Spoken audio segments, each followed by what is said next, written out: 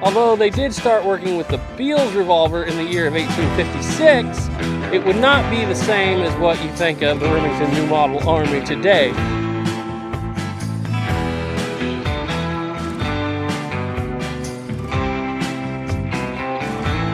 And if you're like me, you're into the history stuff, the books, like the guns, are worth their weight in gold. Because a gun, it's fun to shoot, it's fun to point with, but without the story there, if you're a history person like I am, without the story, it really doesn't mean all that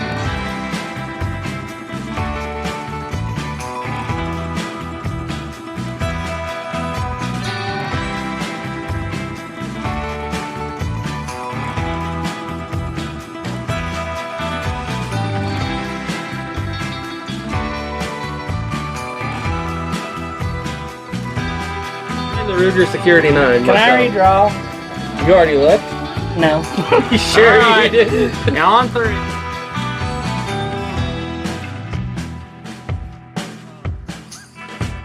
Another pro, at least a pro to me, is these guns are kind of a project. I like to look at them as I'm getting an advanced kit build in the mail whenever I get one. So it's a project that you can go down the road and you can either leave it as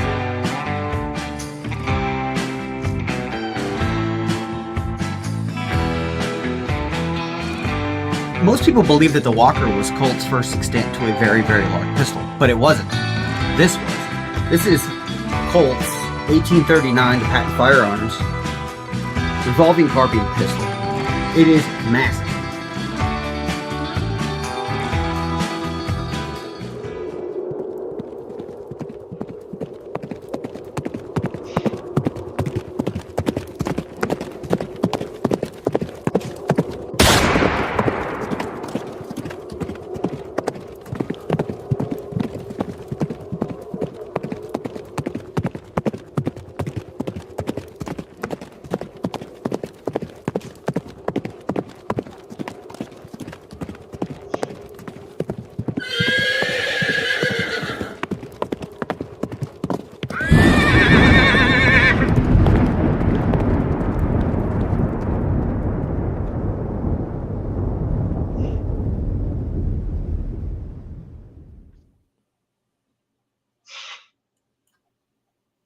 And hello, everybody, and welcome to the 2023 Halloween special of the 11 Bang Bang Reload Show, the Reload Show.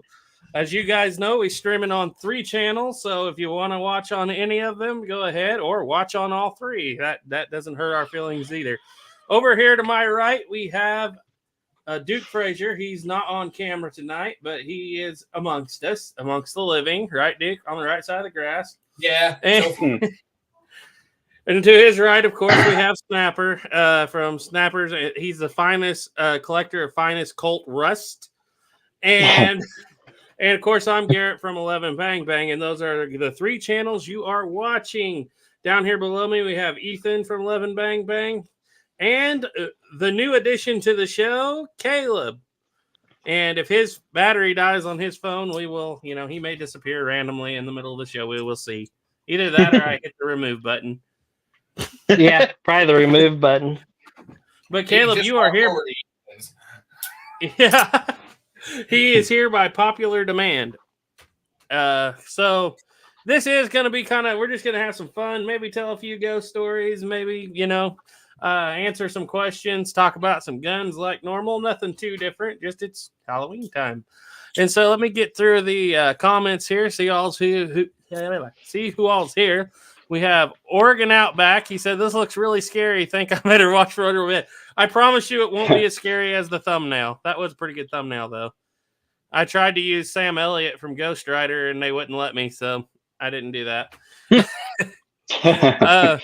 Skunk Work Rifle 2 was looking at the thumbnail, said, "Snapper, you're looking pretty creepy." Diane Houston's in, and she said hello, and we might talk about some of the questions she's had here recently. I think Ethan's already addressed some of them, but we'll get to them. And then we have AR Americans in. He says hello. Hey. We have Louisiana Gray. He said, "And a good evening to you, Snapper. Imagine you're getting ready for the show." Yeah, he was. Turkey Creek 1823 says, "Hey, everybody. Stay tuned, guys. You may see a Turkey Creek 1823 custom built rifle on the channel pretty soon. Very soon, hopefully, if Ethan gets it done this week. Doug Dukes is in. He says, good evening, all. Louisiana Gray is in. Chris Klein said, hello, everyone. And Kent said, hello. Serpent Hanzo. Black Chowder. Deja Vu's in, says hello. Brandon Birch says, good evening. Vaquero Joel said, good evening, everyone. Found y'all's channel earlier this year and have been thoroughly enjoying them. First time I've been able to make it to a live show. Well, welcome. Nice. And we have RJ's Guns and Stuff said, good evening, fellows. Turkey Creek said, I had to choose between the Reload Show and Cowboy Kent Rollins making elk chili. You see where I landed. That's you probably a hard decision to make. Iron Wings 3187 said, how we doing, men? Misty James said, evening, everyone. Everything Black Powder. Round of applause for that Halloween video today. That Halloween video was pretty good. Yeah, we should have Yeah, it was. here. Well, if he wants to jump on, I can send him a link, but it's a little late. I'll send you a link, Jake, if you want on. But if you don't have time, that's fine too. Oregon Outback said, "Was that Snapper in the thumbnail?" They don't know because they don't know what you actually look like. True story. But the thing is when he took that picture, it was because somebody just started outbidding me on Gunbroker, and that's how that happened. Well, then why in the world are you holding a Remington? Because I was deeply confused at the moment, okay?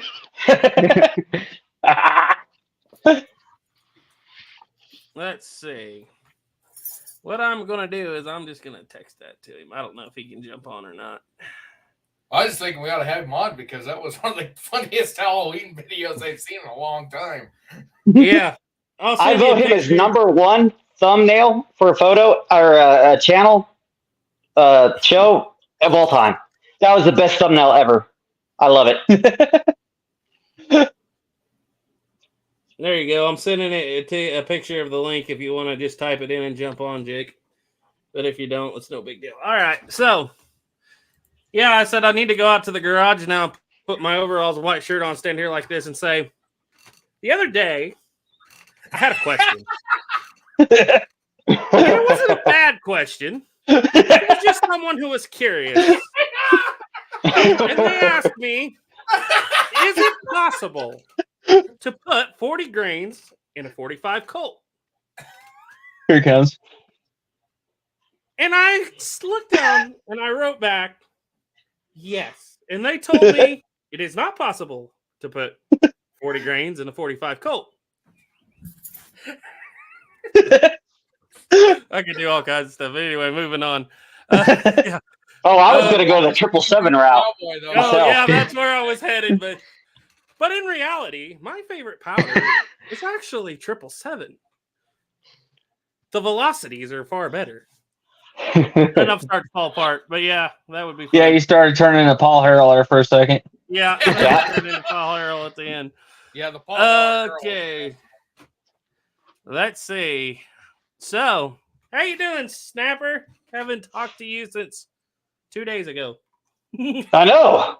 Oh my God, it's been so long. It's almost like I found my long lost brother. 2 days is, man.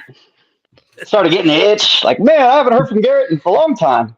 I'm good, buddy. I've been good. Playing with things. I finally fixed the 49 pockets loading lever, which something I should have done 2 years ago. So that was nice and fun. Yeah. And Duke, you're all settled in back home, huh? I wouldn't say completely settled in, but I'm home. Are you in front of the blackboard or the dry erase board? Yeah, I'm back in the office. He's back in the office. It ain't. Okay. Camera on it ain't that dirty back here. It's just cluttered with all my junk. Oh yeah. Well, I've seen it way worse over there before. What are you talking about? Everything got unloaded right there, and that's where it's been since I got back. Yeah. Everything's going good though, huh? Getting all settled in for the holidays and the big winter. Oh yeah. Yeah. Started the new job. That's going good. So we'll see how that all plays out. Yeah. That's good. And Ethan, why haven't Mm-hmm. you been making any videos on 11 Bang Bang? Been busy. Yeah. He's put all his time into a wheel lock. All of it. I've been putting actually a has. lot of time into a wheel lock here lately. And we You can't shocked at show how it. hard, like, much work it actually is to build a pistol, yay big. You think, oh, this is going to be like a week or so. No, that'd be easy. A year later, you're still filing. He better I'm get 5 used months to it in. because he's got a Charleville and 2 more wheel lock rifles coming, or muskets. I've learned a And he's got lot to finish of building a Brunswick. Yeah, that I've too. learned a lot of valuable lessons building that thing. Well, I mean, it'll always have that special place of, I built this from scratch pretty much, Yep. which is cool. Well, it's just like any kind of build you're doing. It's like, your first one's kind of your guinea pig. yeah, That's where you're and you take it slow. your mistakes are learned. Yeah. Yep, your mistakes are learned, and it's kind of a reminder of what not to do. And then as time goes on, you just kind of, it'll get better and it gets faster. Yep. But yeah, I'm 5 months into this now. Yeah. Never Yeah. thought you'd be filing so much in your life, huh? And he's Yeah, I gotta know. He's got to finish it in a week because my part of the video is already pretty well done. Yeah, The I just voiceover need is somebody to. recorded. So from a 1 to 100, with 100 being perfectly complete, where are you? I'm at like Don't say 5. Don't say 5. No. No, I'm way past 5. No, I'm at probably 90. 75, 80%, not 90 yet. I got a lot of, because I still got to finish the wood and everything else. Most of But, it's finishing though, like not fitting. Yeah. Okay. Oh, there's still some fitting that has to be done. Like for instance, right now, I'm focusing on the This is trigger. all your fault. Yeah, right now I'm focusing on getting the trigger inset, and one of my big mistakes is whenever I was putting it in there, I saw where the breech nail hooks into the lock. Well, what I didn't realize was during the molding process, the lug that the breech nail screws into was shortened up a little bit. So I inlet the lock in as far as the breech or that lug was, and the lock was inlet a little bit too far. So basically, I've got to go and take and file everything to fit in there, and I have, and it still works perfectly fine. But now I've got the trigger, instead of just going straight up and down like it's supposed to, it has to work around that mainspring. So I've basically took it, heated up, and bent it, and made it run like a 1911 trigger bar around the spring. Okay. Yeah, and so right now I'm just needing to. I end up breaking the trigger while I was doing that, so I need the trigger to be rewelded. And that's And- Caleb's job, and he forgot. Yep, and I got to fit that. And actually, what I'm going to do is I've done a few things differently.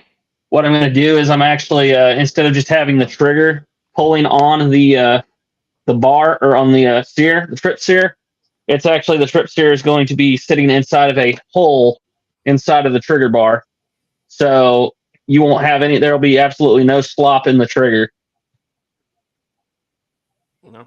So for Very anybody nice. who doesn't know, this is for our annual Thanksgiving video, Guns of the Yeah. Pilgrims Part 2 wheel locks. And now we have 3 wheel locks and only 1 ready. It ain't even ready yet. We're working on it. So let's get to a few comments. Gina Wood said, loved everything Black Powder's video.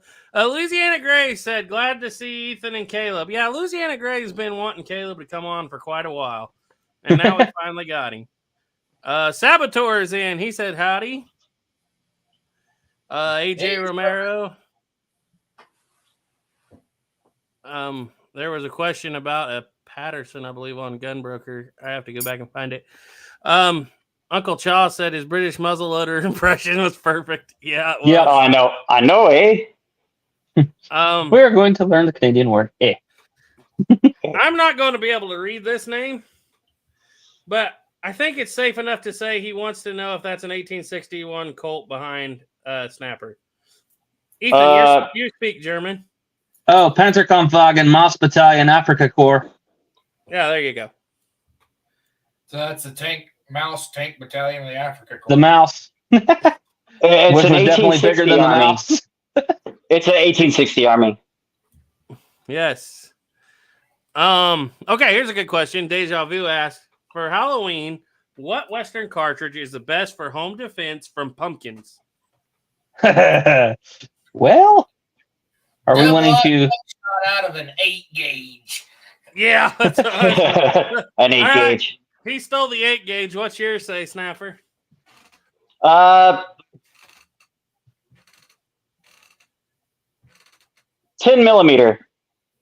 That's not an old Western cartridge. Oh, crap. Old West cartridge. Great, you're going to hold. Surprised he didn't just jump all over 45 Colt. 7150. 7150. I vote 7150. Winchester. Ethan, what do you got? Oh, I'll go on the small side and say 44 Russian. It's one of my favorites. Caleb? But I cut out for a second. What'd you say? What's the best Western cartridge for home defense against pumpkins? I figured Snapper would say 45 Colt. No, I wanted to go a little No. different today. That's the best round of all time. Is the difference. So you say 50-90 would be all right. I'm going to go like Duke, but I'm going to say a 12 gauge with double barrels, both barrels at the same time. I'm guessing Ethan's going to go with 22 long rifle. No, 22 32 short. rimfire. Oh yeah, 22 there you short. go. Thanks, Caleb. 22 short. You're welcome. Did anyone see the Uberti Patterson on Gunbroker? Pricey, but maybe not for a unicorn. I have not. I haven't been on Gunbroker a lot here lately. Yeah. I've been on Burger for a while. Oh my! I've been broke. Shotshula wants to know, Snapper, where can he get some quality Colt Rust? Well, it's a lot of digging. You have to know a lot of people and a lot of bribing as well. Government officials. You got a full 5-gallon bucket. Full 5-gallon bucket. Oh, okay. So Iron Wing said that he took his 54 Lyman Great Plains to the range first time this weekend. 2-inch group at 150 yards with patch round ball and 100 grains of pirate. Yeah, right there, Garrett. He made me read that word. Oh, I'm just kidding. Nothing wrong with Pyrex. We Gina, all got too to go to much. mission now.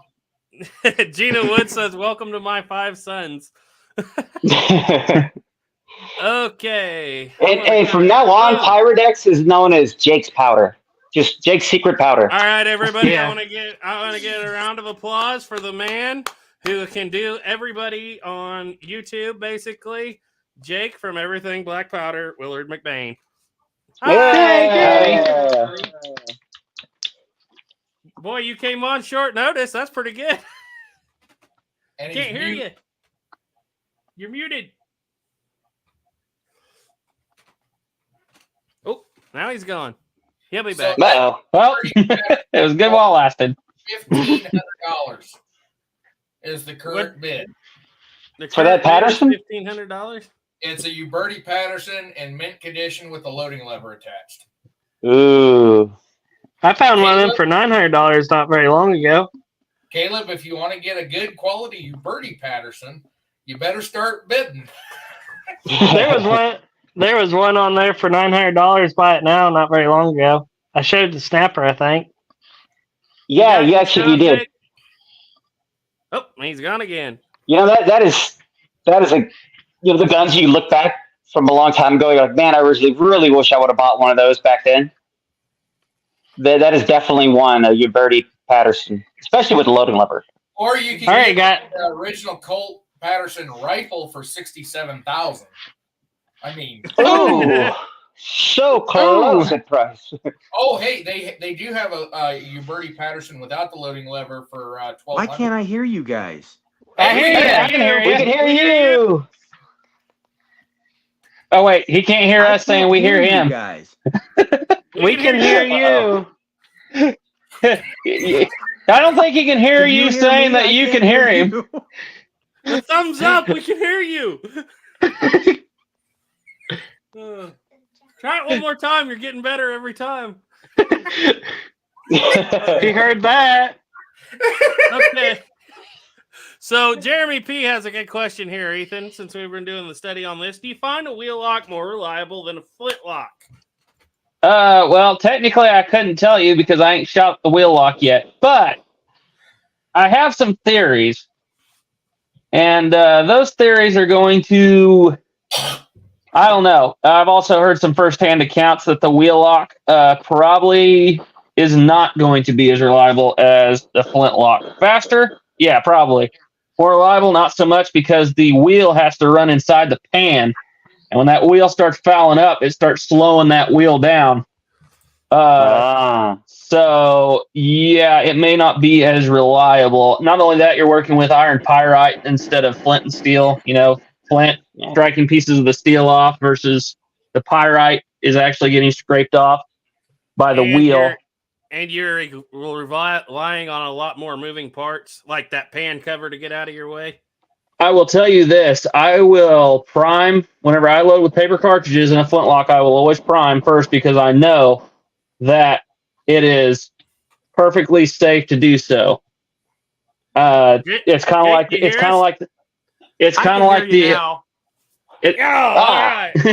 you go. It's kind of like that Colt revolver. You know, you got that half cock. Well, in order for that gun to go off, like even if you were to bump the stock and the trigger were to fall, it would still get caught on the half cock notch. It's pretty safe. I would not prime a wheel lock ever before I was to load it, because all that you are depending on is a bar that has a little nubby sticking out of the side of the plate, hooking into a little notch or little hole drilled into the wheel, and there is a sear that, I kid you not, is about as thin as a bobby pin. And if I can't show guns. I wish I could show the lock because I got the lock sitting over there. But it is super, super thin, and I could see that going off. Matter of fact, there was a story, and I believe it was at Roanoke, of a wheel lock Petronel that had fallen over and had detonated and killed one of the natives there, and that started a whole series of unfortunate events. But yeah, I would say the flintlock was definitely a step in the right direction. There's a reason they didn't stay with wheel locks, and it wasn't just because they were more expensive. Yeah. What if you left your cock up all the time? Your rock. If you left it up all the time? Yeah. I mean, you could do that, but that's just a different. I don't know. That's a different setup, and I mean that's probably the best way to do it. But that way you could prime first, and I wouldn't think it'd go off, but. No, but you still, I mean, if it did slip, I mean, there is that chance of steel, even scraping steel, causing a spark. Yeah, that's true. Hey, Duke, Doug says that there is a 5-spout Patterson flask on Gunbroker, very expensive. I got lucky with mine. I found mine on eBay for $100 and I bought it, and I ain't letting it go. Even though you can't use the thing because the springs are so strong, you cannot put enough pressure. You'd have to be built like Arnold. Get that. It's ridiculous. So I went and got a single spout for the same price, and then they don't throw an accurate charge either. But yeah, I bought that 5 I thought, that'd be cool to have, and then I tried to use it. It's like, holy crap. So I think those are cool. I'd love to get my hands on one just to look at it, how it works, and all that fun stuff. Okay, was this something we made a joke about at some point? Trying to find an 84, 87 Navy in Texas, can't find one? No, we didn't make a joke about that, I don't think. I don't remember. But anyway, I got to ask, Jake, what gave you... Were you just standing out there talking about this and started filming and then started cutting in scenes, or how did that come about? Because it's so natural. It worked out really well. I wanted it to look that way. As much as I wanted it to go, we planned it that way. Now look, I just wanted to come on here and make sure we're all still friends, okay? Oh yeah, no. Yeah. Okay. We all got a kick out of it. Yeah. Paul Harrell was great. Carl was great for other reasons that most of us don't need to talk about. But your Duke and your Snapper Your Duke and your Snapper were so spot on, especially the Snapper. I literally could have pictured that being Snapper down there with his bucket of rust. Oh. I've had quite a bit of people say that. I can see it myself. I could definitely see it myself. You absolutely I'll be right back. know that if Snapper found a bucket of authentic Colt rust, he would be on that. I know he would. Yeah. This was at one time a Colt single action army. We'd be running spectra analysis on it to try to find out how much carbon was in the steel, how much moisture content it took to get to this point. Yep.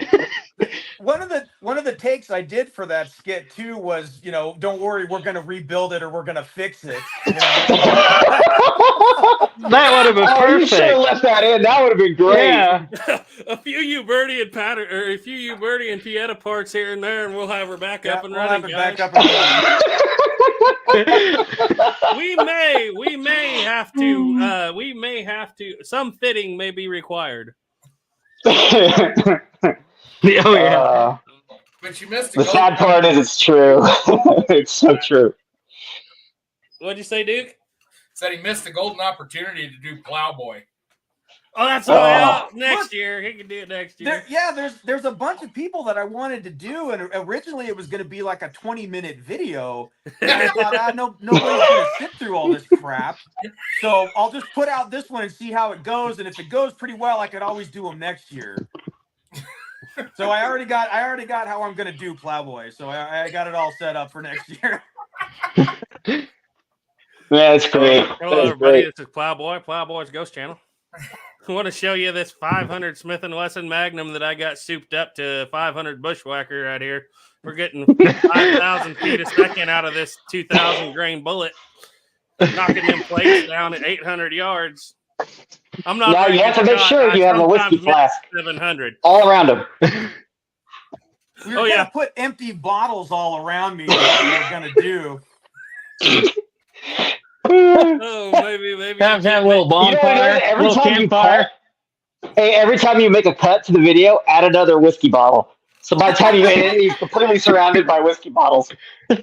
I was gonna bring my 357 Magnum out here, but I felt I shouldn't bring any sissy rounds out, so we're gonna start at 480 Ruger today. That's where we began. Some people and you have to end with him getting bored and wanting to play with an Atari. Yeah.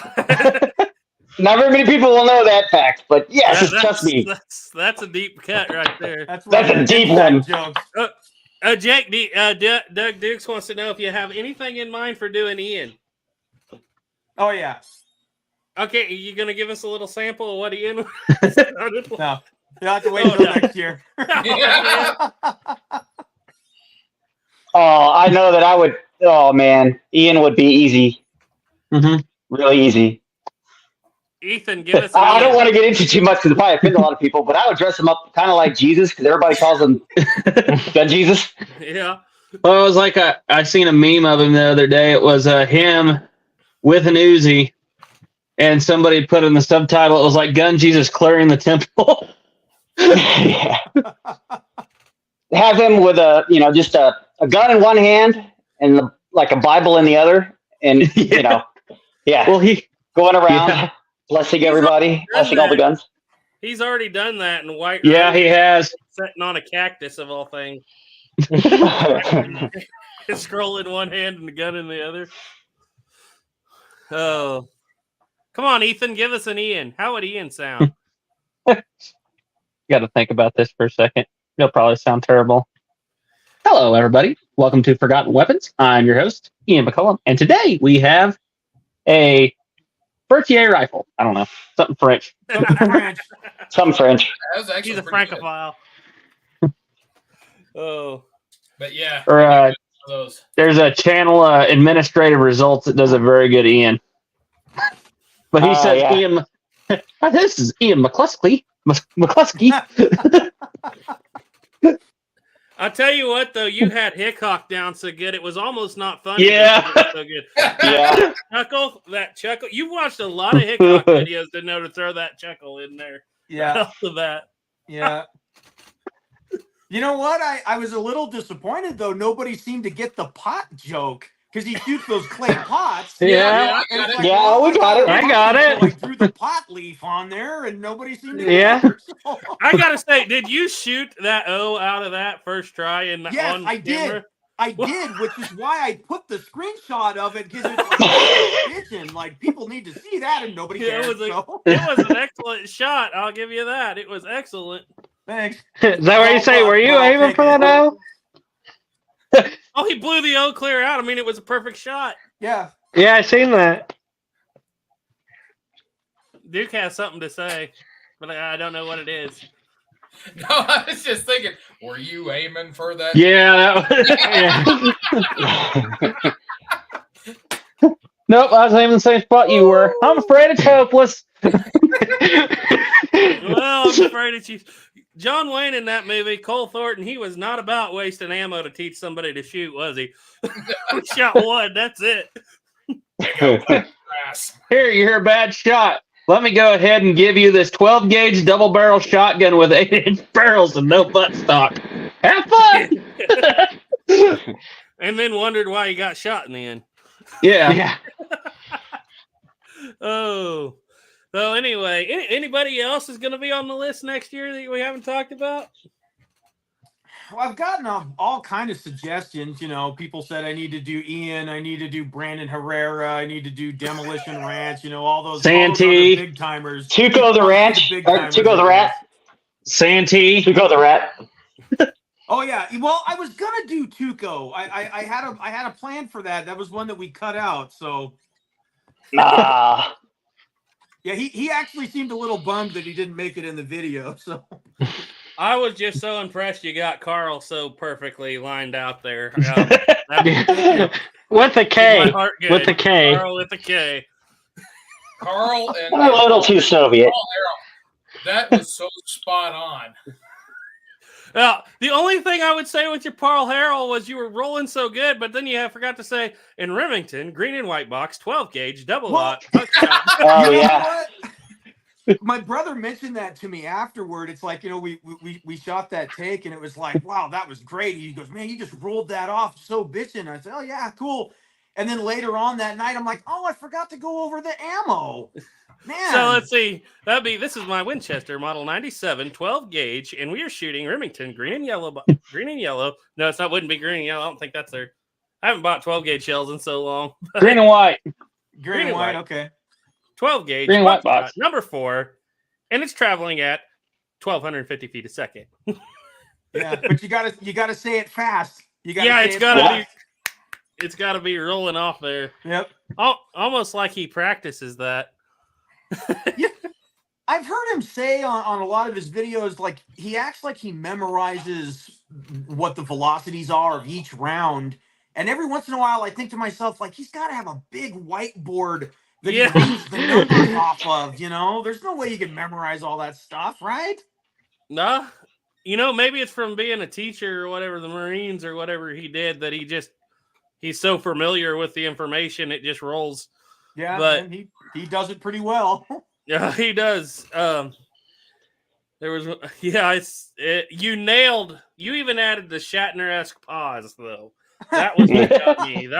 That's digging down. Well, he's the one that always said, he calls them that, my Shatner-esque pauses, you know. So. And then you got to throw one in there. Shatner-esque pauses. Well, it was a great video. I thoroughly enjoyed it. And I mean, I can't think of anything that I liked them all pretty well the same. The number 1 FUD at the end. Oh, that did my heart good. I hate seeing that guy. I don't even No, me too. I don't want to give him any advertisement. Yeah, I don't either. That's why I didn't put him on there. Ethan was like, I'm just the most mad that I he's. don't even remember. What made me the most mad is that he actually used the name of his channel. Well, the way I found him again was I typed in stop the gun violence #RDR2 Red Dead Redemption 2. Yeah, because there wasn't any gun violence in that. Let's wake him up a little. Oh my! You know what's bad is I can't even remember the name of the other gang. It starts with D. The Driscolls. Oh, The Driscolls. Driscolls. The Yeah, O'Driscoll starts with an O. O'Driscolls. O'Driscolls. Yep. Mm. Found this laying over there. What's that? I found that today. Haven't seen that for a while. My antique 44 Russian box. Ah, I got a handful of them. Probably the best $2.95 I ever spent. Oh. So, Jake, do you have any haunted guns? Do I have any haunted guns? Yeah. Do you have any Yeah, haunted guns? it's Halloween. Little guns.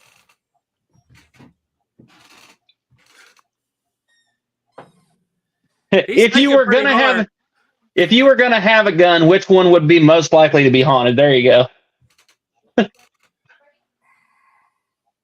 I don't know. Maybe my 10 gauge Winchester, my 1887 Winchester. Or it might be.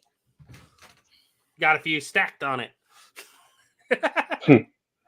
Caleb, do you I don't have any? know. I've haunted never guns? had anything spooky happen with any of them, so like I guess I don't own one. you don't know the haunted gun. Caleb, I think it's funny at work because they're always walking around talking about I haven't seen a gun just get up and shoot anybody yet.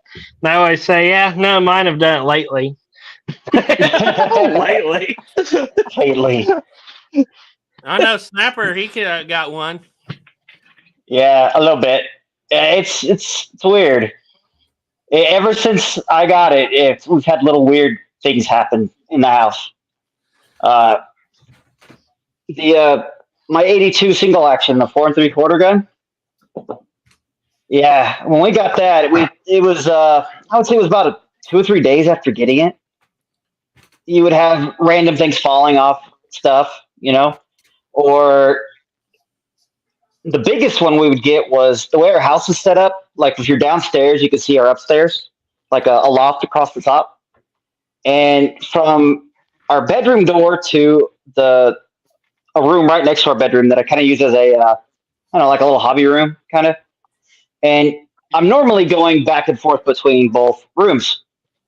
So one of the nights, this happened several times with the wife, where she thought she saw me out of the corner of their eye go between both rooms, and I normally would. And what kind of made it weird was just like the light never turned on, because normally if I'm going back and forth, I'd at least turn the lights on, And yeah, you go in there, there's nothing there, and that happens quite a bit. More than it hasn't happened in a little while, but it happens quite often. And I had one that was really weird. It was my son's birthday, like last year or year before last.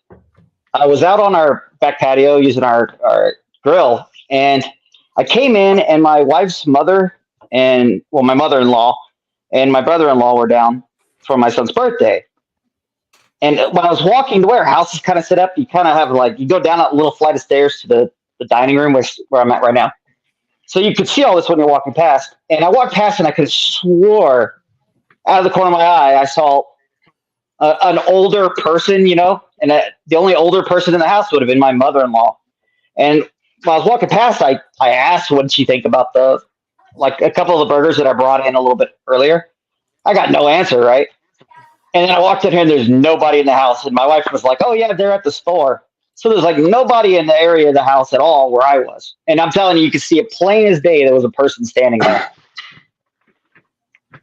But that's only with that gun. I mean, it could have happened with another gun, but all the weirdness showed up with that gun. Speaking of haunted gun, Snapper, what about that? Was it a Remington Iroquois or something like that? Yeah. Yeah, that's a good one too. How in the world does he? You got any theory, any idea what that's about?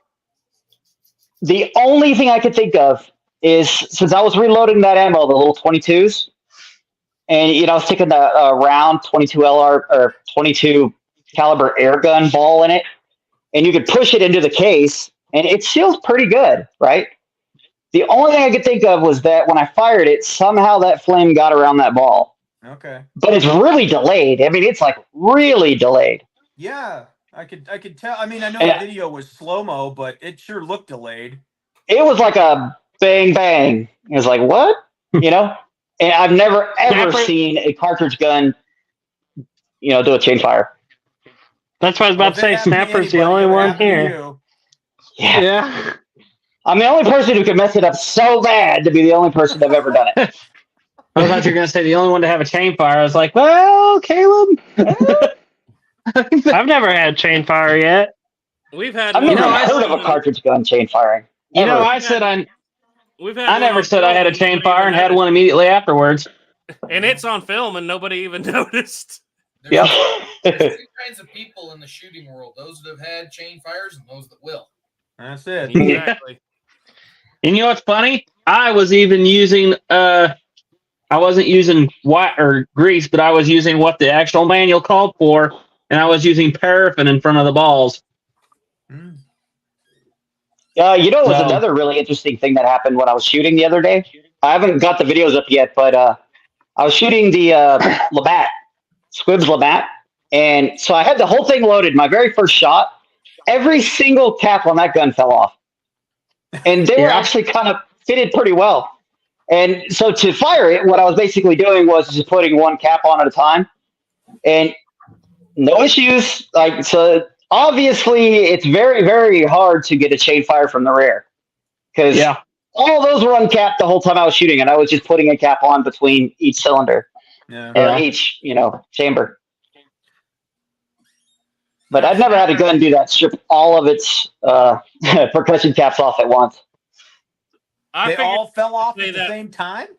It went bang, and then you just see them fall off the gun. Like, it was just crazy. And they actually were fit. You had to push them on pretty good and seat them, and I've never seen a gun do that before. Really? I've seen Ethan do that once.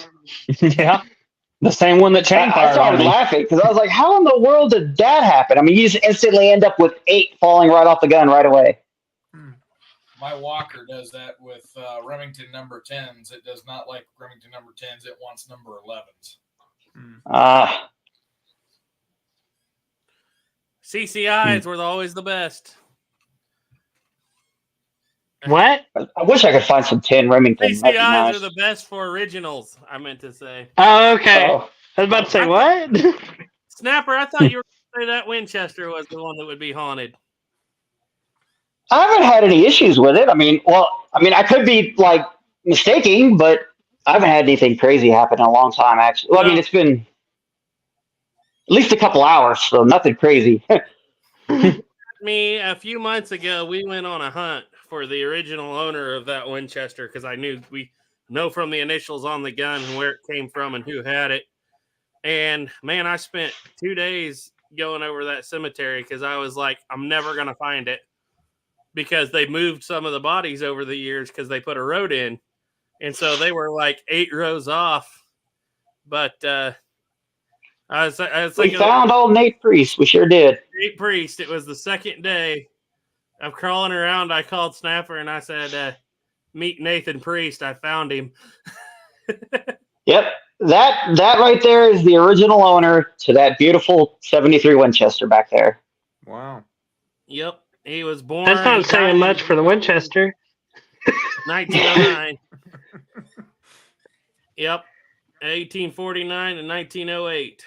So he was quite the character. He was. The one time he used that rifle, though, it came out we think he used that rifle. It came out pretty good for him. I couldn't think of him using any other thing else, especially since everybody was using a Winchester. And literally everybody. Every single person that went after these guys were using a Winchester 73. Except for one guy with a 68 trapdoor. Yep. Yeah, that's right. A cut down 68. This gun would have been less than a year old at the time, or around a year old. So I wouldn't see why he wouldn't have it on him. He'd have used a different gun. So, yeah, it's pretty cool. It's got an amazing history to it. I can't wait to actually get all that lined out, a video for it. It's going to be fun. Then the next guy that owns it, Mom has a pair of his suspenders. So, it turns out none of us could wear them, though. A little big. No, little. He would not, no. Oh, different spenders. Yeah, no, this was now why can I not think of his name, Caleb? Dillman Ash. Dillman Ash, yeah. I had a couple of guns from him, unfortunately. Well, fortunately, Snapper has one of them now, and I know he'll take good care of it. And you know the funny story? You know the funny story about that rifle? When we first got that was that rifle was sitting in the gun store, and all those guns were for sale for dirt cheap because the family of the guy, Dillman, had died. And the family had basically given all the guns to the local gun store, and he was retiring. He was closing down. He had that rifle marked at $500. And he also had, and it's the one I'm kicking myself for, he had a Borchardt Sharps mint condition, and it was, I think, $250. 500. Oh, 500, yeah. Trapdoor. That Walker. Trapdoor. That Walker. That second generation Colt Walker. Yeah, that came from him as well. Yep. That Walker. Yep. Oh, Same nice. collection. Well, actually, we had bought that, but you'd bought that before he died. Some years before that, he just took it in there, but it was from his collection. Yeah. Yeah, you know, that is kind of funny. All the guns that I've ever come across that are really, really cheap, it's always the exact same story. Where Grandpa passed away, I don't even know what these are. I just want them gone. And thank goodness you're in the right spot, the right place at the right time, and yeah, you can get them for fairly cheap every now and then. Yep. Yeah. Okay, Diane Houston said, I talked to Robert today from Military Heritage. He said the Chief's musket has a nail to make it historically accurate. He did say there is a screw by the trigger. Interesting. Is it a breech nail, Duke? You remember off? I'm sure Robert's right, but I have to get Stetson Bay book, and I don't know where that's at. True. Todd B said if one of my guns goes off by itself, it's possessed. And Oregon Outback said Baldwin had one.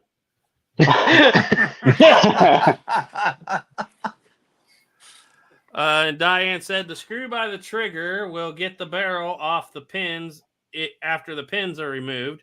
I know I've been a pain to you guys. I appreciate your help. It's no big deal. But I will say I don't take my barrel off mine very often just because those pins in that. The pins, I'll give you a tip right now. If you have those pins out, round them because that wood is so hard and that teak is so hard and so fragile, you will chip it out just about every time, which if you do, not the end of the world because originals, I suppose, if they were more rough original, they're probably going to have chips around the pins too. Iron Wing said the only gun I think is haunted is my Parker Brothers 12 gauge made in 1905. Since I brought it home, I'll hear guns fall over in the safe. It is in when I'm across the room, not even in it. Martin Cavanaugh's in. He says hello from New Zealand. Hey, online ex-New Zealand. Okay. Oh, so dude. So none of you guys have any crazy guns that just randomly scare the crap out of you all the time? Is it just me? Not really. If we were to have a haunted gun, it would probably be that MP40. I gotta say that rolling block. Yeah, because it tried to kill Duke. And it never did it again. I just think Duke's haunted. That whole day was haunted. You know, every time we all get together, something screwy happens. It all falls apart. And we always manage to get a video. There's one close one the last time I was there. I don't know if we told you this or not, Garrett. Caleb discovered it. But we went out shooting that one day and used the last one to shot my Henry. And I watched the video on it, and your hand hung up with the follower. Yeah. But we get back to Caleb's that day, and I pull the Henry out of the back of my Jeep, and it's on full cock. I didn't think nothing about it. Get inside, and it had a live round in the chamber, and it was pointed at my back in the Jeep the whole time home. Well, that's luckily one mistake that didn't happen. Yeah. Well, I never shot a Henry before that, and I always thought I'd be able to get onto that, but when you get to shooting, it's like the last thing in your mind, and I couldn't even feel it coming up against my hand that I recall. and then you're like, oh, you're out of ammo, and then you let go, ching, you got more. And I know exactly what you handed it to me, and I checked it, and when I checked it, I put the round in the chamber. How many rounds does it normally take before that barrel gets uncomfortably hot to the point you can't hold it? Depends on what you're shooting. Well, if it's black powder, if it's black powder, it takes less. We shot that when we was out there at that Buffalo Wallow. We shot that for what, an hour? Yeah, mostly with smokeless. And well, we was shooting. We had 2 or 3 loads of black powder in it, and it was a cooler day. We wasn't shooting real fast, and it was tolerable. I don't think it ever got hot enough. It was anywhere in. In fact, it kind of felt nice on my fingers because it was a little chilly. But and if it does, you can always lay it on your forearm a little bit. Yeah. Well, you know, people joke about having a flintlock musket meltdown. I think they'd be surprised because I had a day last winter, is actually whenever I was testing out after I rebuilt that lock on that Charleville, and I loaded up about 75 rounds of paper cartridges. And I took the day and I was out there trying to, get my reload times up quicker and quicker and quicker.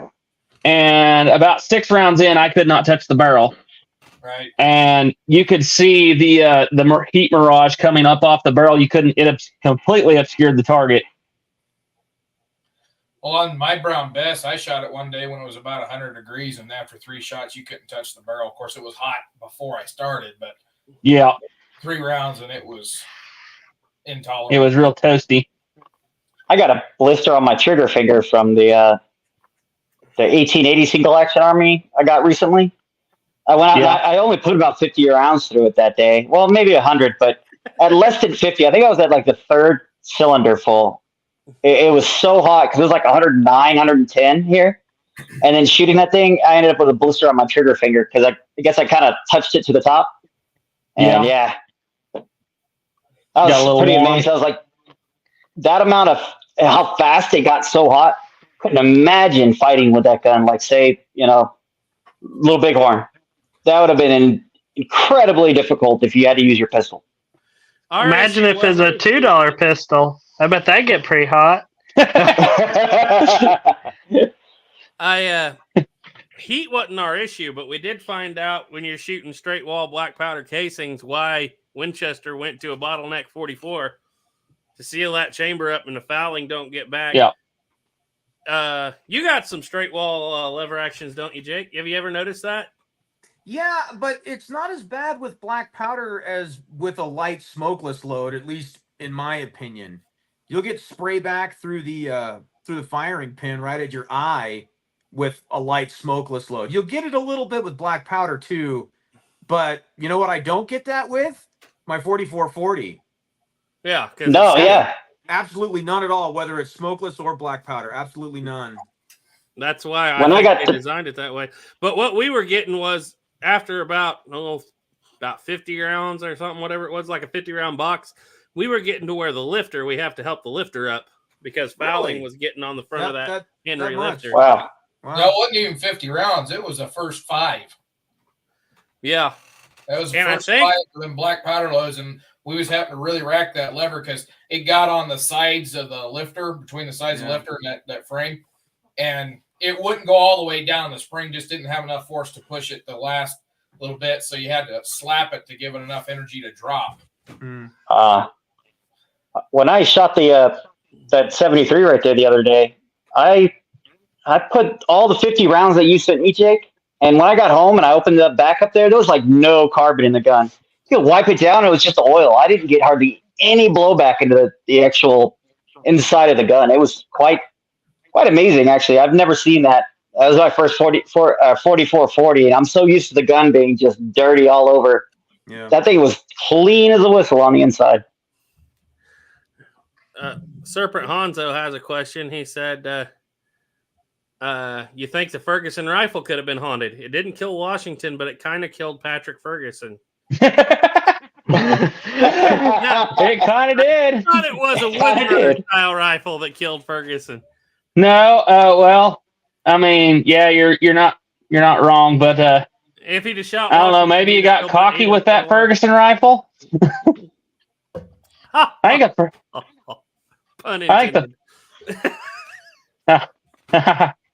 Yeah, I think the Ferguson rifle is another one that I think is a really cool gun. Me too. But I just don't think it's plays near as big of a part of history as people make it out to be.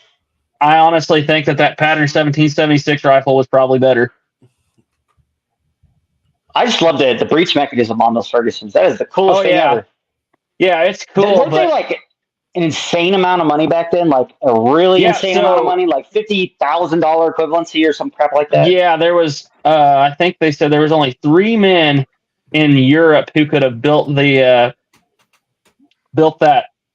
Breech screw? Locking deal. The screw, and I can't remember what it's called. It's called I can't remember what it's called, the technical term for it. But it was like Henry Knock was one of them, and I can't remember who the other 2 guys were. But the powder alone, that extra fine double strength black powder, was probably the most. It was really expensive, basically 2 FG. Ethan Diane wants to know how's the baby doing and is Jeremiah enjoying his new brother? Oh, baby's doing fine. He's up and talking now, and Daniel's Jeremiah. Not talking. I mean, not talking, but he thinks he's talking. He's cooing and smiling and laughing. That's what I mean by talking. But no, Jeremiah, I was actually surprised. I was expecting a lot of jealousy and whatnot, and Jeremiah loves his little brother. So does Adeline, but she can be kind of a when she thinks you're not looking, she can be a little bit of a pain to him, I guess. So I'm going to ask Jake, where does your new Winchester land on your list of favorite guns? Is it right at the top, or you still got some work to do on it? No, it runs great.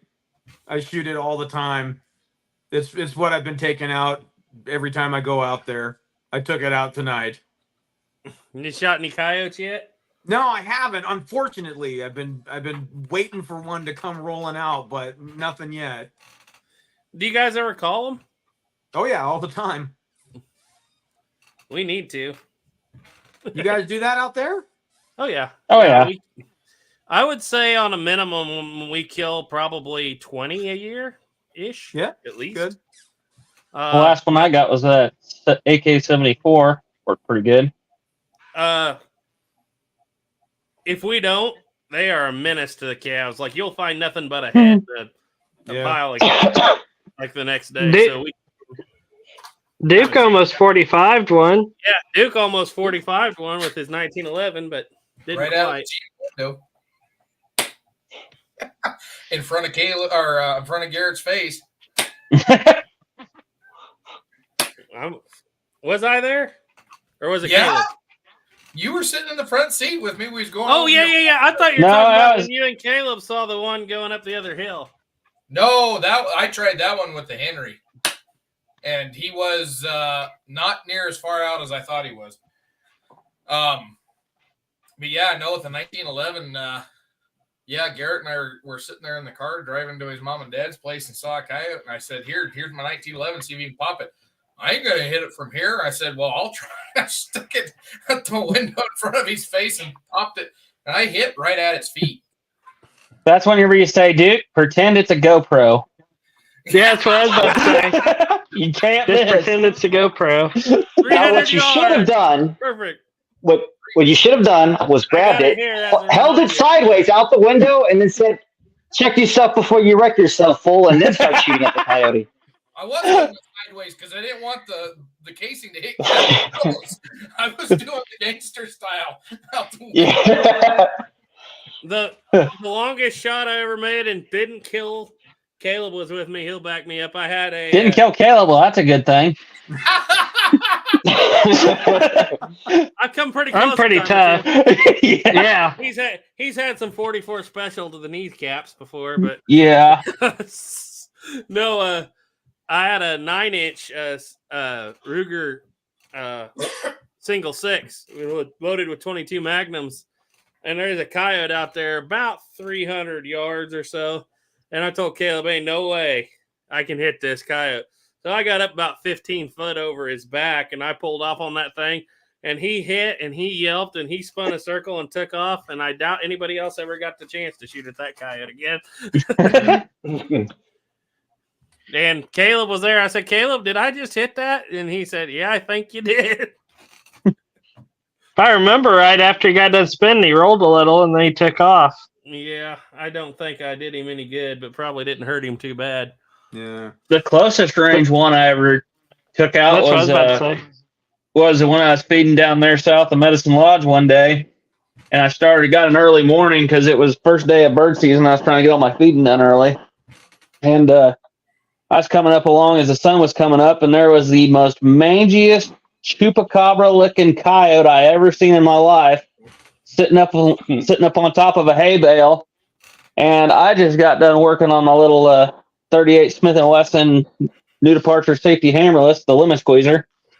And, in 38 Smith & Wesson. And I was like, I drive right up along him, and this coyote, he was on his last leg. That mange was bad. So I drove right up to him, and I shot him. And then I kind of pulled around there and finished him off. But that was the closest range coyote I ever got. The closest one I ever got was with 7-shot with my Auto 5. I stepped right over him. He took off out from under my feet, and I flipped around and got him. Caleb's dove hunting. Caleb's dove hunting and steps on a coyote pup. I've never seen anything like it, and I heard boom, boom, boom. Probably a little bit of a knee-jerk reaction. The only time I've ever wounded coyotes was using shotguns. I can wound coyotes with shotguns. I can't manage to take them down, but I can wound them. Yeah, I've rolled them before with it, but years ago, our custom cutter was Les Johnson, and I don't know if you ever watched him on YouTube. He used to even have a TV show.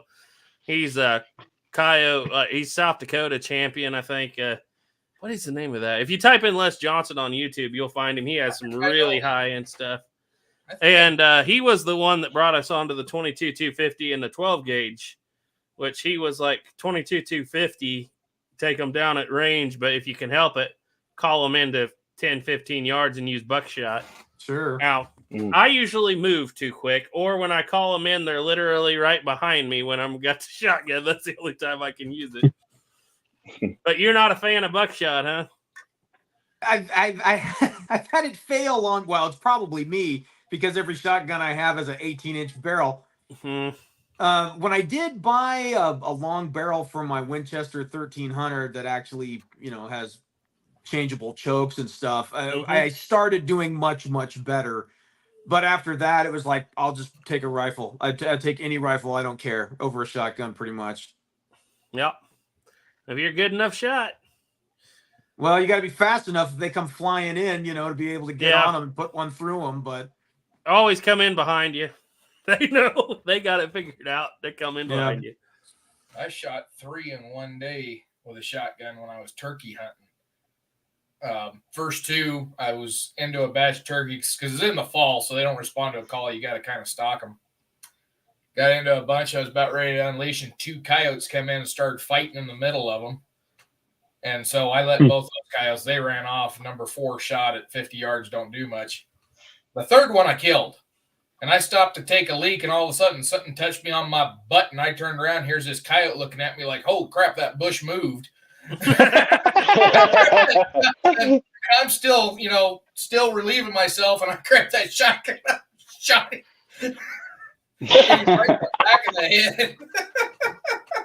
So, Duke and I have this conversation all the time. We have a heated debate on coyote rifles. But, Jake, what's your favorite coyote rifle? And I assume I'm going to eliminate the Kibler because I know you do so well with it. But other than that. You know what my go-to rifle is? It's probably not a popular choice as far as dog hunting equipment goes. Is my .03 Springfield. I've taken more coyotes than I can count with that rifle. Yeah. Duke, what's the best? And tell us why it's the 22-250. I'll shoot a coyote with a 223 before I shoot him with a 2250. You don't want to know my preferred go-to coyote round. That bullet is just going way too fast, and most of the times when I was shooting at them with them, there's 200-300 yards, and it seemed like the bullets we was using, they'd hit, and as soon as they hit the skin, they just disintegrate, and they wouldn't kill them. Knock them down, but it wouldn't kill them. This is a 22-250. Yeah. But he's using, mind you, they were using hand loads and VMAX bullets that were going way too fast for VMAX. Yeah, we clocked that 155 grain bullet at 4,000. Well, yeah. And they will do that. But I'm of the opinion, because I've seen it done hundreds and hundreds and hundreds of times, Remington green and yellow box standard 22-250 soft point going about 4,000 well bonded bullet will do the job just fine. The only time I seen that 22-250 do a real job on that coyote is when the guy had a solid bullet. They were just solid full metal jacket bullets. He shot a coyote in the head, and I mean that head just come apart. That's what I usually see. Them 55 grain bullets with, what was it, 33 grains of Varget behind it. Yeah, that's hot. You can do that with 45-70. Every coyote I shot with a 223, I brought home. Yeah. Man, I've never shot a coyote with a 30-aught. I shot one didn't run more than 20 yards. And I did bring her in. Well, I never shot a squirrel with a 30-06 that went more than 6 inches. Squirrel. Caleb and my uncle used to go hunting, and my uncle was like, Winchester 94-22. That's his squirrel rifle. He loved that. And Caleb would show up with an M1 Garand to squirrel hunt. Pretty soon they got onto this. Caleb, you shoot the nest and blow it out, and he'll be ready with their other rifle to light them up when they come flying all over the place. But then that was when he termed the squirrel feathers. That was the term for shooting one with the The good thing about 30-06 is if they get hung up in a limb, you just shoot the limb down. There you go.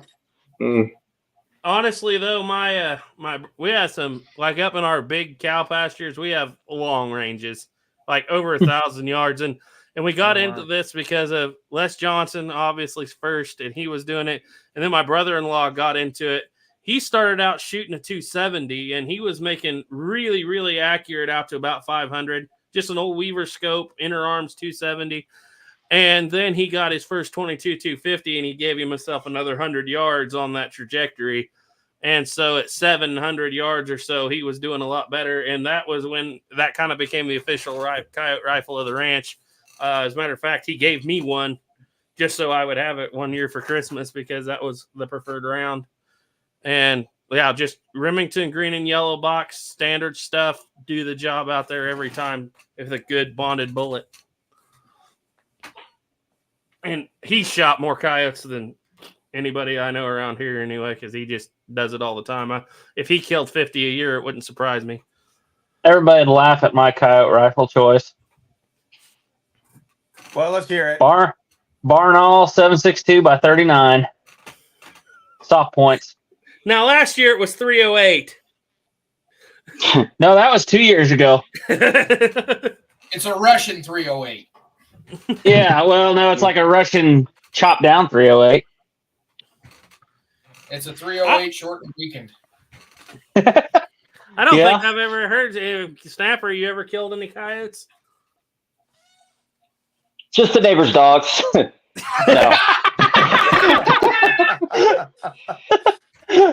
Like, you guys are doing this all wrong. Like, my neighbor's dog, when he won't stop barking, he can only go so far. I don't need a really powerful gun. He's out there with his call on the porch in the morning, calling one hand, first model Dragoon in the other. Yeah. That's pistol. So I dare you to bark. I dare you. Oh, that's funny stuff. AJ Romero said, take coyotes every year with my Tennessee Valley Mountain. Is that what that is? TVM? Tennessee Valley? Muzzle loading. Tennessee Valley. I don't know why I always get that mixed up. Smoothie from Mr. Garner is dropped near all game in Colorado except the once in a lifetime. I feed my house and friends and homes for years now with that classic. Yeah. I never killed a coyote with a flintlock. We need to step up our game. Jake's outrunning us. You do need to step up your game. I killed a gray fox with my shorty brown Bess. Yeah, I mean, I've killed a couple deer with my Charleville, but I think that's about it. I'm still waiting on the rabbit to get shot with the Sea Service pistol. Yeah, well, about that.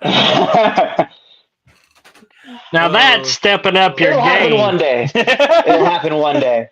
One day It I hit a sounds rabbit like a with good a idea 45 until you Smith. try to execute it and it doesn't work out so well. Yeah, I'm I was sure. about to say, I'm sure. Didn't you shoot a gopher with either sharps or a brown Bess?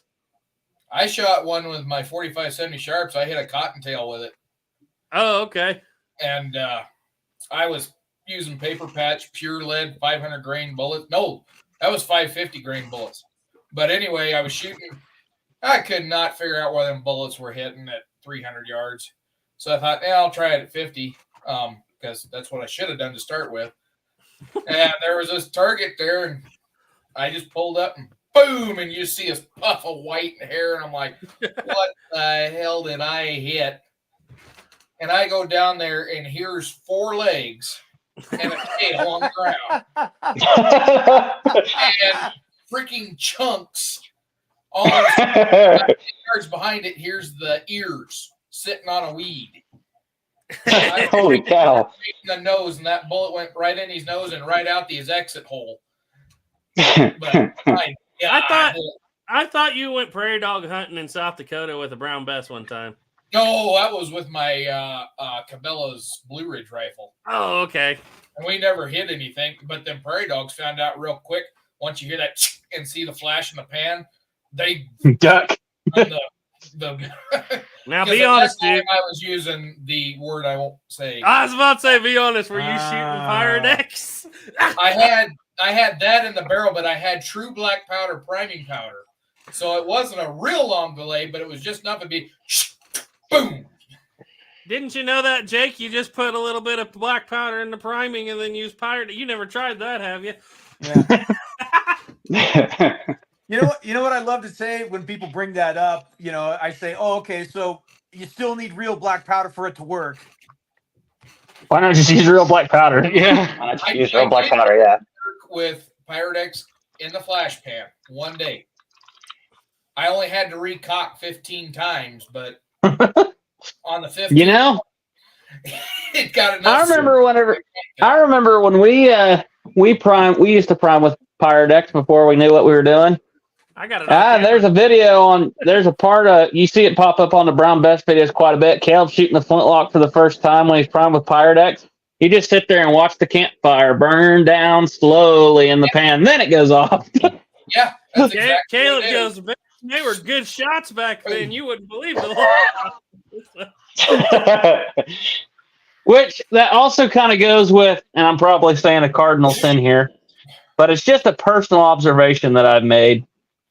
I hear a lot of people say, and I mean, it's kind of one of those things, it's like, it's kind of gone down as flintlock lore almost, I think. And I need to do a test on it one of these days.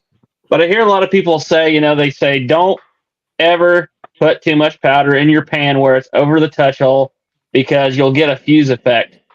This is just me being honest from my personal experience. I've never seen that happen.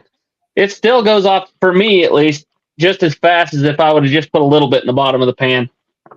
But I almost wonder if that doesn't come from the Pyrex thing, because if you have it just lower, it goes faster. I mean, isn't black powder technically a low-grade explosive? I mean, it explodes. Yes. It doesn't, burn.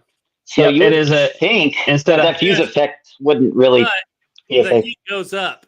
The heat goes up, and so if you start on the top, I guess maybe. Man, I've never really personally noticed a difference, because when I prime, and you'll see a lot of times in our videos, it'll just be almost instantaneous with a well-timed lock or a well-built lock.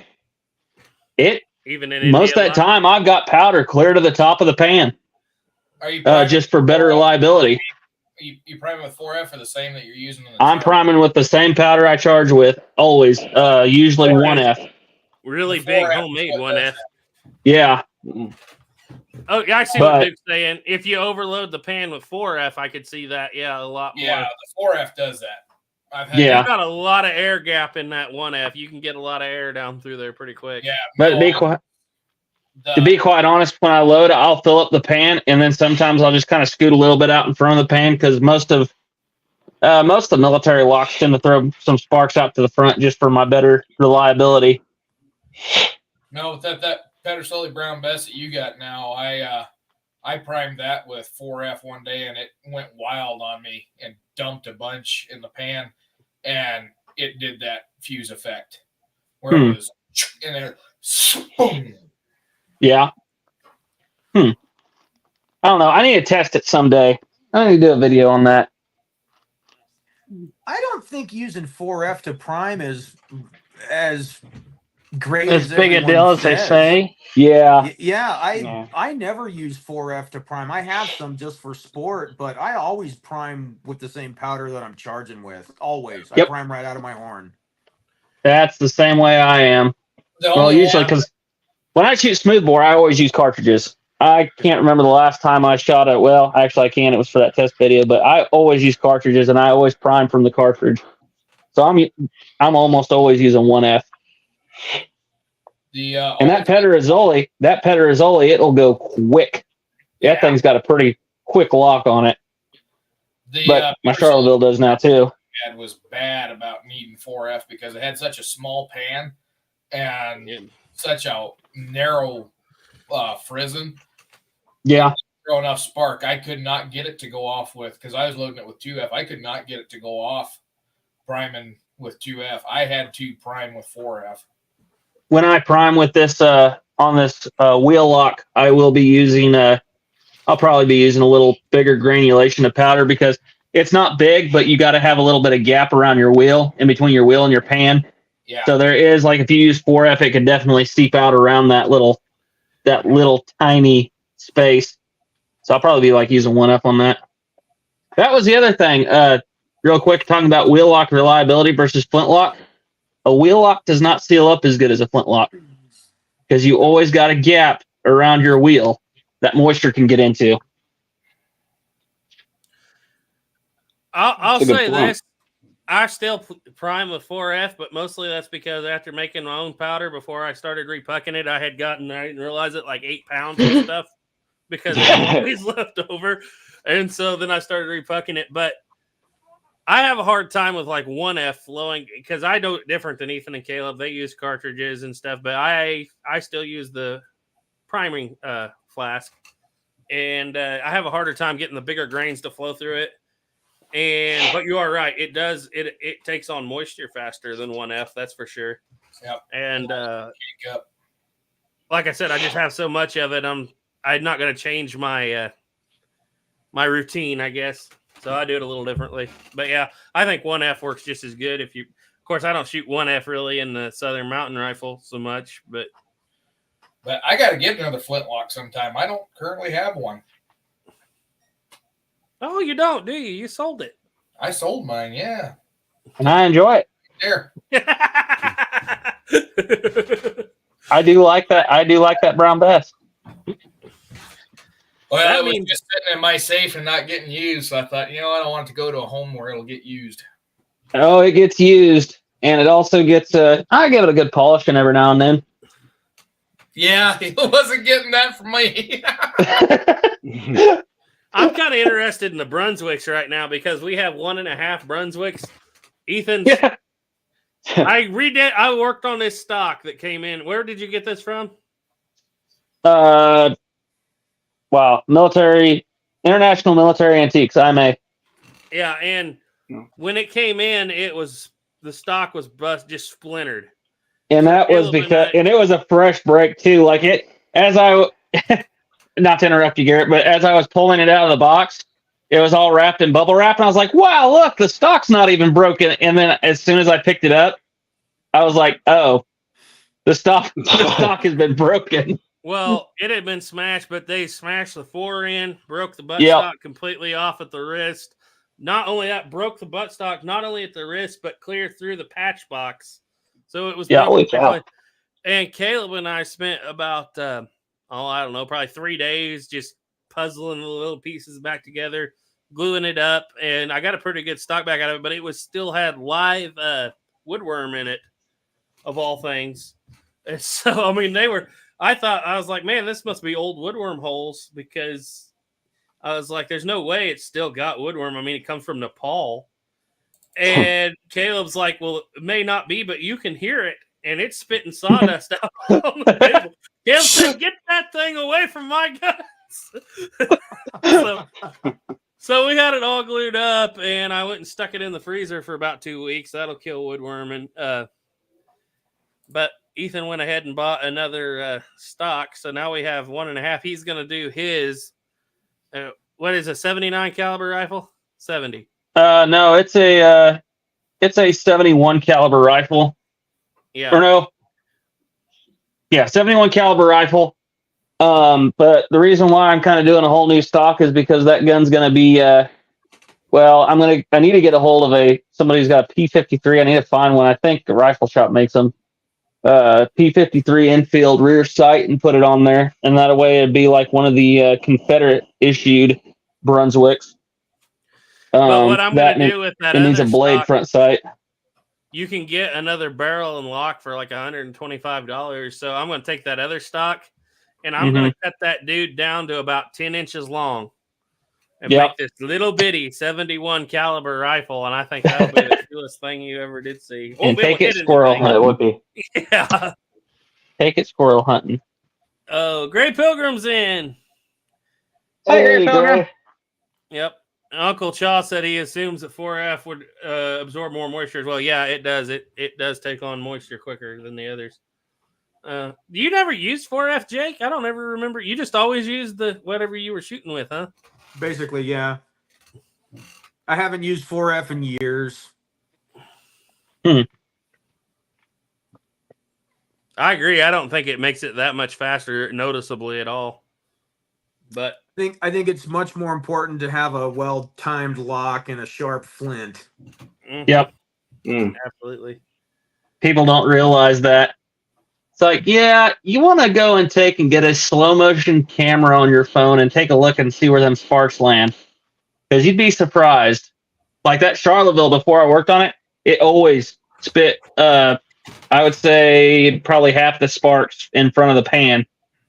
So then I did some work on it, and I kind of tuned up that feather spring a little bit, and now it pretty much drops them all right into the pan. That Kittler Woodrunner, every single spark will go right into that pan. Jake, that Sea Service pistol, what do you think about its lock, its speed and whatnot? Is that, I'm not, like I said, that's like my only and first flintlock. You know, I haven't spent a lot of time looking at it, but one of the things I noticed to get it more reliable was use a lot more powder to prime it with. You know, like Ethan said, put some powder in front of the pan, even, or in front of the front of it. The more powder you have in there, the better odds that it's going to go off.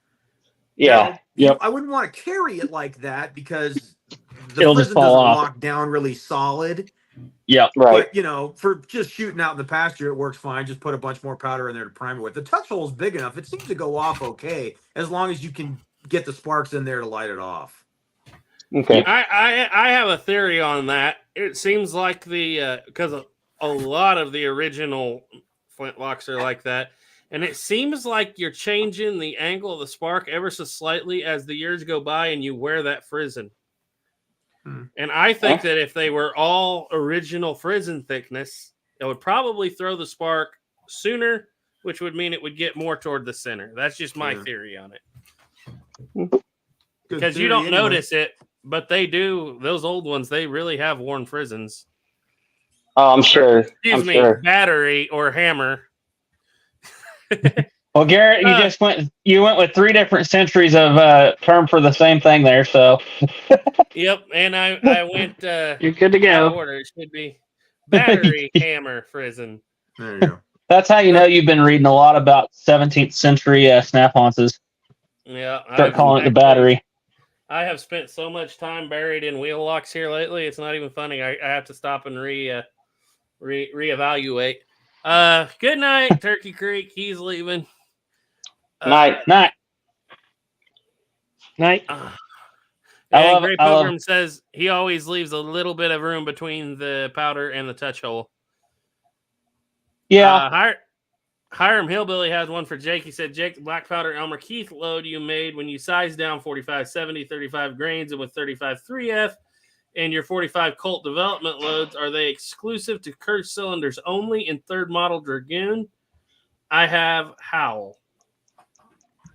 No, because I've ran them in my Walker and it has a Howl cylinder. So they'll, as long as it will actually chamber and fit in there, I'd run it. I can't run them in my single action Army because the cylinder's a little too short and the bullet will stick out of the end. But what did your foot pounds? That's where you get your file out. Do you remember what kind of energy before, but not on a cartridge. he's done that recently, I think. Really recently. No, I didn't. I didn't have to file that one. He just bent his loading lever. Oh, I can't wait for everybody to be able to see that stuff. That's going to be an interesting video. A definitely controversial one, I guarantee it. People get a little touchy about that subject. Yeah, they do. I mean, you never ever insult the Walker gods because I mean, it can hold 90 grains of powder. Apparently, it can shoot a 200 grain round ball at like 2,000 feet per second. Yeah, more powerful. You know, it makes 44 Magnum. You know, more they say powerful than 44 Magnum. Even screw the 357. You know, they say a meteor killed all the dinosaurs. Truth is, that's actually when they invented the Walker and they test fired it. Yep, that was his very first shouting. It is going to be interesting to see people's faces when they find out the real truth. Now, Snapper, quit spoiling it. That's when Jake's got to go, you can't handle the truth. Yeah, that's exactly what it's going to be for a lot of people. I'm sure there'll be some guy shooting out by his phone, screaming at the camera. It'll be great. Yep, foaming at the mouth. But yeah, back to that subject. I was wondering, do you remember what kind of foot pounds you did get with that 405 grain bullet? 35 grains? I didn't know you got 35 grains, did you? Yeah, oh yeah. 35 grains of 3F, yeah. I don't recall off the top I remember of my head. it was like 600 feet per second, but that's pretty good with a 400 grain bullet.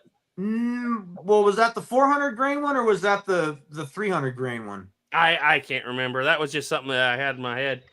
I was also wondering, by the time you size a 405 down to that, I wonder if it loses a grain. No, I should have weighed them. I should have weighed them after that.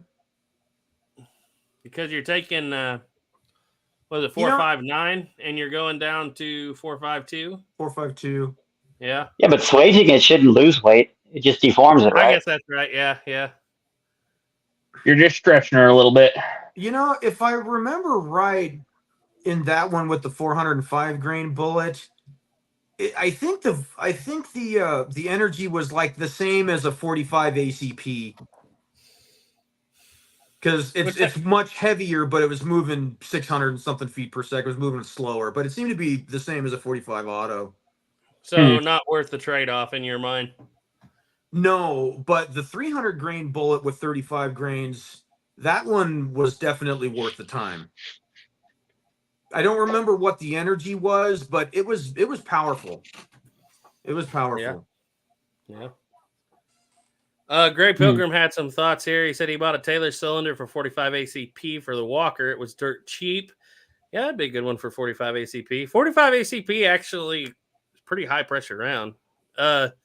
You find out about that whenever you get a Webley Mark 6 that somebody thought, oh, you know what? We'll just cut the back of the cylinder off of this and make it a 45 ACP. Find out that 455 Webley's max PSI is I think it's 14,000 PSI, whereas the 45 ACP is 28,000. I thought the early Mark 6s were 12 or something. They were not even 14,000. Aren't they lower than that? They might not be. It's been a while since I've looked at that, but I know it ain't. I know 45 ACP is 28,000. Yeah, it's So- it's like half of what a 45 auto is. It's like when you go and take a 357 or a 357 Magnum, and they're like, you know what, this will fit in this 38 special cylinder. Let's do this. I don't know. Very Hey, interesting here. Gray Pilgrim said he loaded a S45 ACP in black, had to try it on a 1911. Worked 2 mags, but the 14th round it jammed. Yeah. Aw. I think Hickok 45 loaded a Glock 9mm black powder, and I mean it would cycle it, but it was just barely kicking. I mean, Yeah, it was the like case was just kind of falling out the side of the slide. it was a cloud. I remember that much. I've been into 44 special a lot here lately. I even asked Plowboy to make a video for me on it, and he did today, which I was appreciative of. But I'm really interested in, and I know a lot of cowboy action shooters have done it, but max 44 special black powder. Everybody says 26 grains, but those are also the same people that say you can't get 40 grains into a Colt ground. So anybody here mess with black powder 44 special? I got a cylinder for my 4440 to shoot 44 special, and that's as far as I got with it. What did you load a black powder? No, I never even bought the casings. Yeah. I just got the cylinder, fitted the cylinder of the gun, and then I was too nervous to try because I didn't want to blow my gun up. I guess modern 44 special is, or 4440 is 429, isn't it? 428. 428, yeah. It's changed over the years. Well, Yeah, that's the reason they did depends. that. Oh, sorry. Go ahead, Jake. It depends. I've read a lot of stuff from guys that have a 44 special and a 4440, and sometimes they'll have the same bore, sometimes they'll be different. It kind of depends. Yeah, Uberti kind of standardized all the 44 caliber guns. Yeah, I would expect them to. Yeah. I was commenting on one of the groups I'm on Facebook. Some guy was saying he was having terrible luck with his Cimarron 7.5-inch barrel and 4440, and I asked him, I said, what ammo are you using? And he says 427 bullets, and I'm like, there's your problem. Yeah, they're probably keyholing at 50 yards because he said it was shooting a 4-inch group at like 20 paces, and I'm like, yeah, you got to go to a 428 or it's not going to do very well. Yeah. Lifted Above said Wikipedia says 21,000 PSI Sammy for 45 ACP. That's probably right, and Jake's probably right. It's probably 12,000 for Webley. Yeah. Hey, but then again, it is the 45. But then again, it's Wikipedia thing. Who was that? Was that Gray Pilgrim that said that? That was Gray Pilgrim. I've done that before with a 1911, and I think I got 32 rounds through it. Doable. Yeah, and it was cranking them out. Yeah. You can't beat 1911. Yeah. There's one over there too. In fact, It's good to know that you could. Jake, would you ever try a 44 mag 3F 255 Keith hardcast in a Ruger Old Vaquero Bisley with a wad? It may be limited to 25 grains.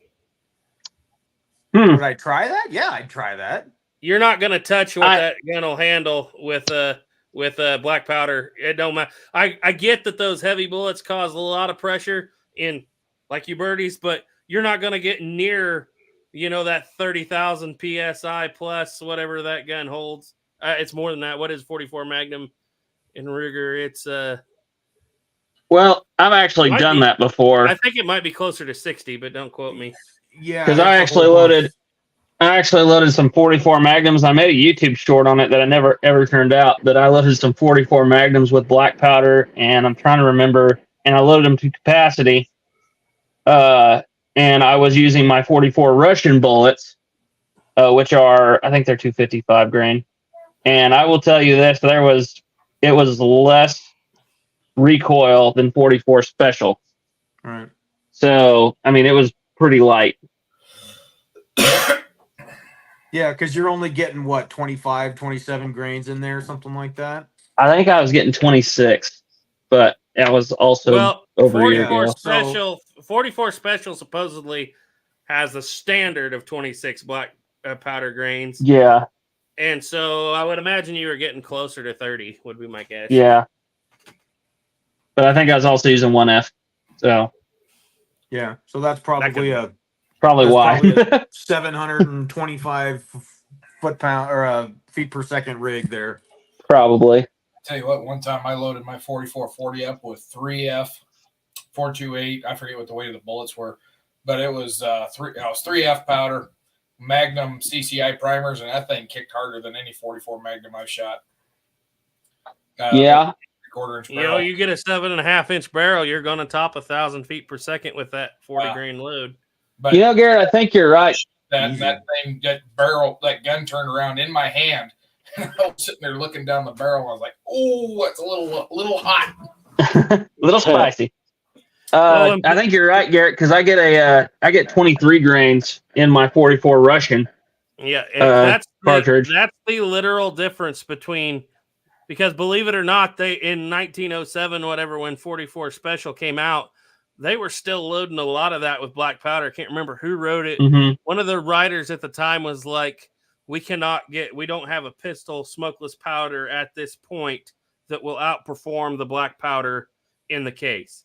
And so they were still selling them with black powder. And the one thing that they were pushing on the 44 Special in 1906 was you can get 3 more grains from 23 to 26. So I don't know, if that's a big deal, but they must have thought it was.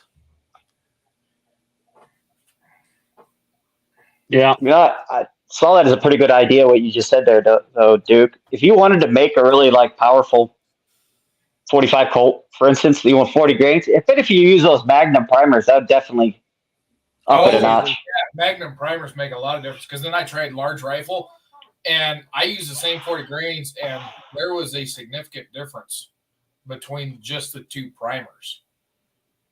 I always use Magnum primers. Yeah, I can see that probably stepping it up quite a bit.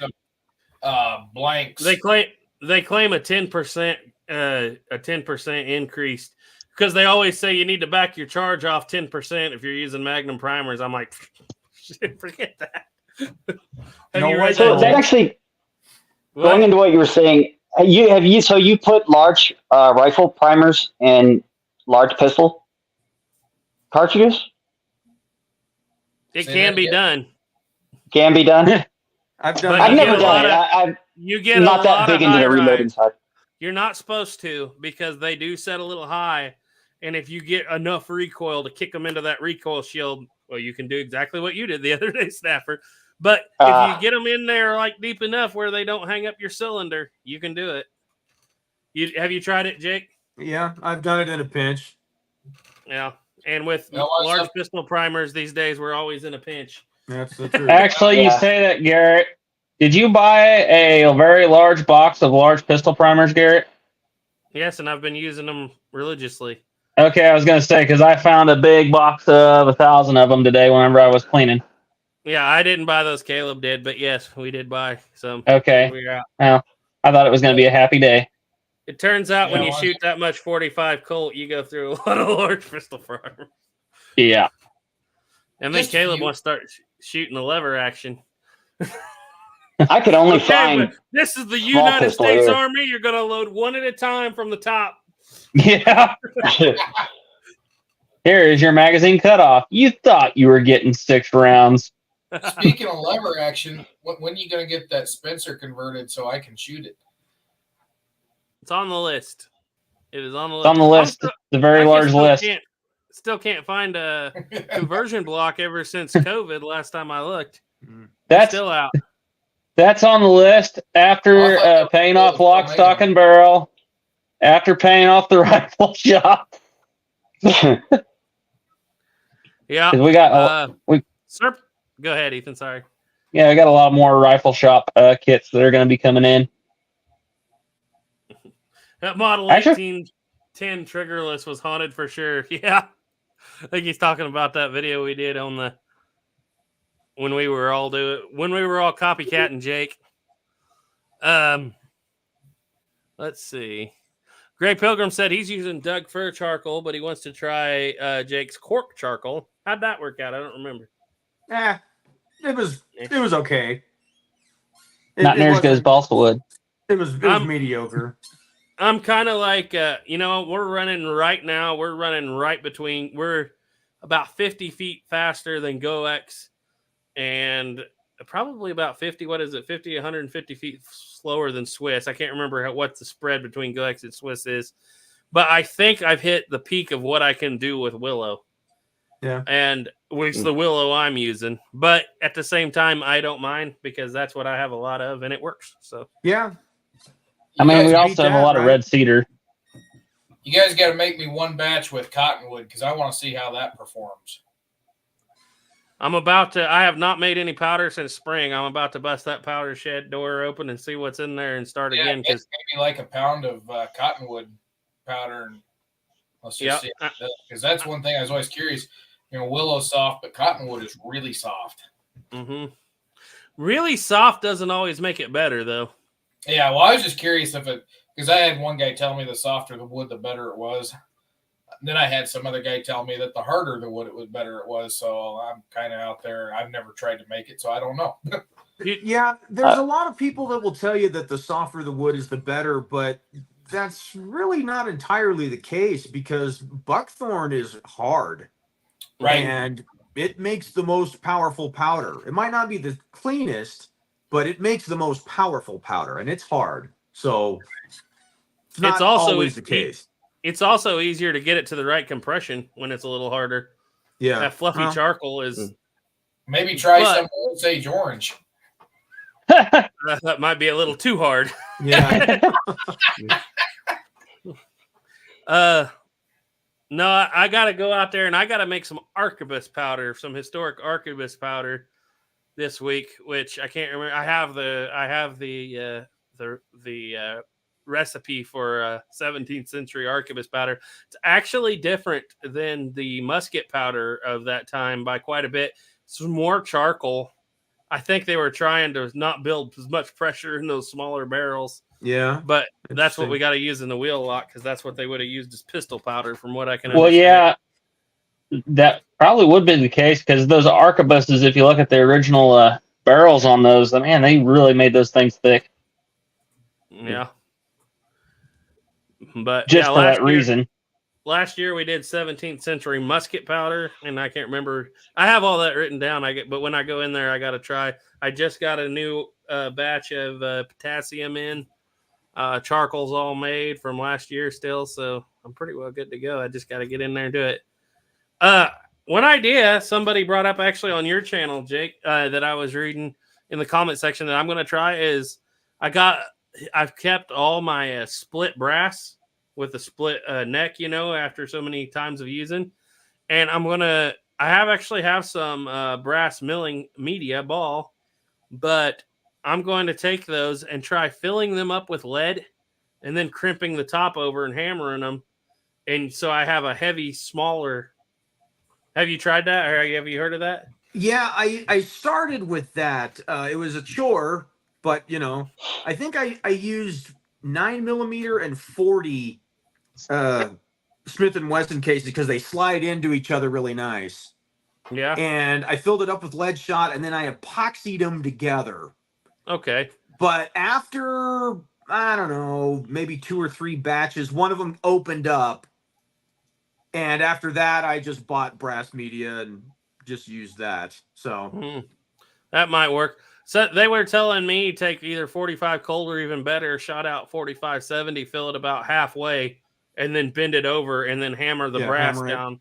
That probably would be. You probably don't have to worry about that coming apart. Yeah.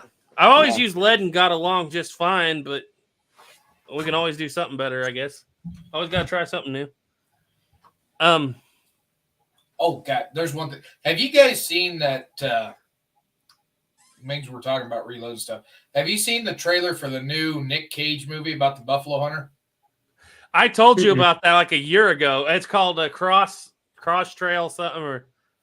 Yeah, whatever it is. I didn't know the trailer was out for it. Yeah, the trailer's out. So he's sitting there reloading bullets. He's holding a bullet in one hand, and he's got a hammer in the other, wailing on the nose of that bullet. I'm sitting there thinking, like, you got a chamber that. It is. Everybody was talking about in his hand. Everybody was talking about this was going to be the most historic Dodge City, Kansas to Wyoming and Montana buffalo hunting movie ever, and I was like, yeah. Now Now you just destroyed my faith in it.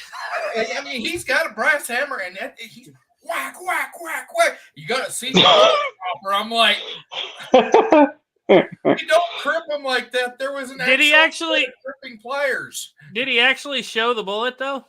When he was doing it? They're like so he just hitting it because there is a deal that was a loading tool back then that slipped over it, but not that, huh? Yeah, no, that was a hammer. No, yeah, I found pictures, some pictures of original reloading tools, and like in those early buffalo hunting days, there was multiple parts. You had a primer seeder, you had your little crimping tools. Once you'd seat the bullet, it was a pair of pliers, and you just kind of actually, if you go watch the movie Valdez is Coming. Yeah. When he's sitting there getting ready to do that scene with those sharps and he's sitting there loading his bullets, that's what Burt Lancaster. Yeah, Burt Lancaster. Yeah, that's what he should have been doing. No, he's sitting there, boom, boom, boom, boom. And I'm like, what are you doing? Okay, guys. Okay, the modern YouTube commenter in me would be standing there behind him saying, well, that's because you have modern brass. If you had an original balloon-headed case, you would be able to get that bullet right down in there. But since you have modern brass, you can't do this. Too much powder. And don't you know this powder is more powerful than that powder anyway? Oh, that's hilarious. Now I gotta look it up.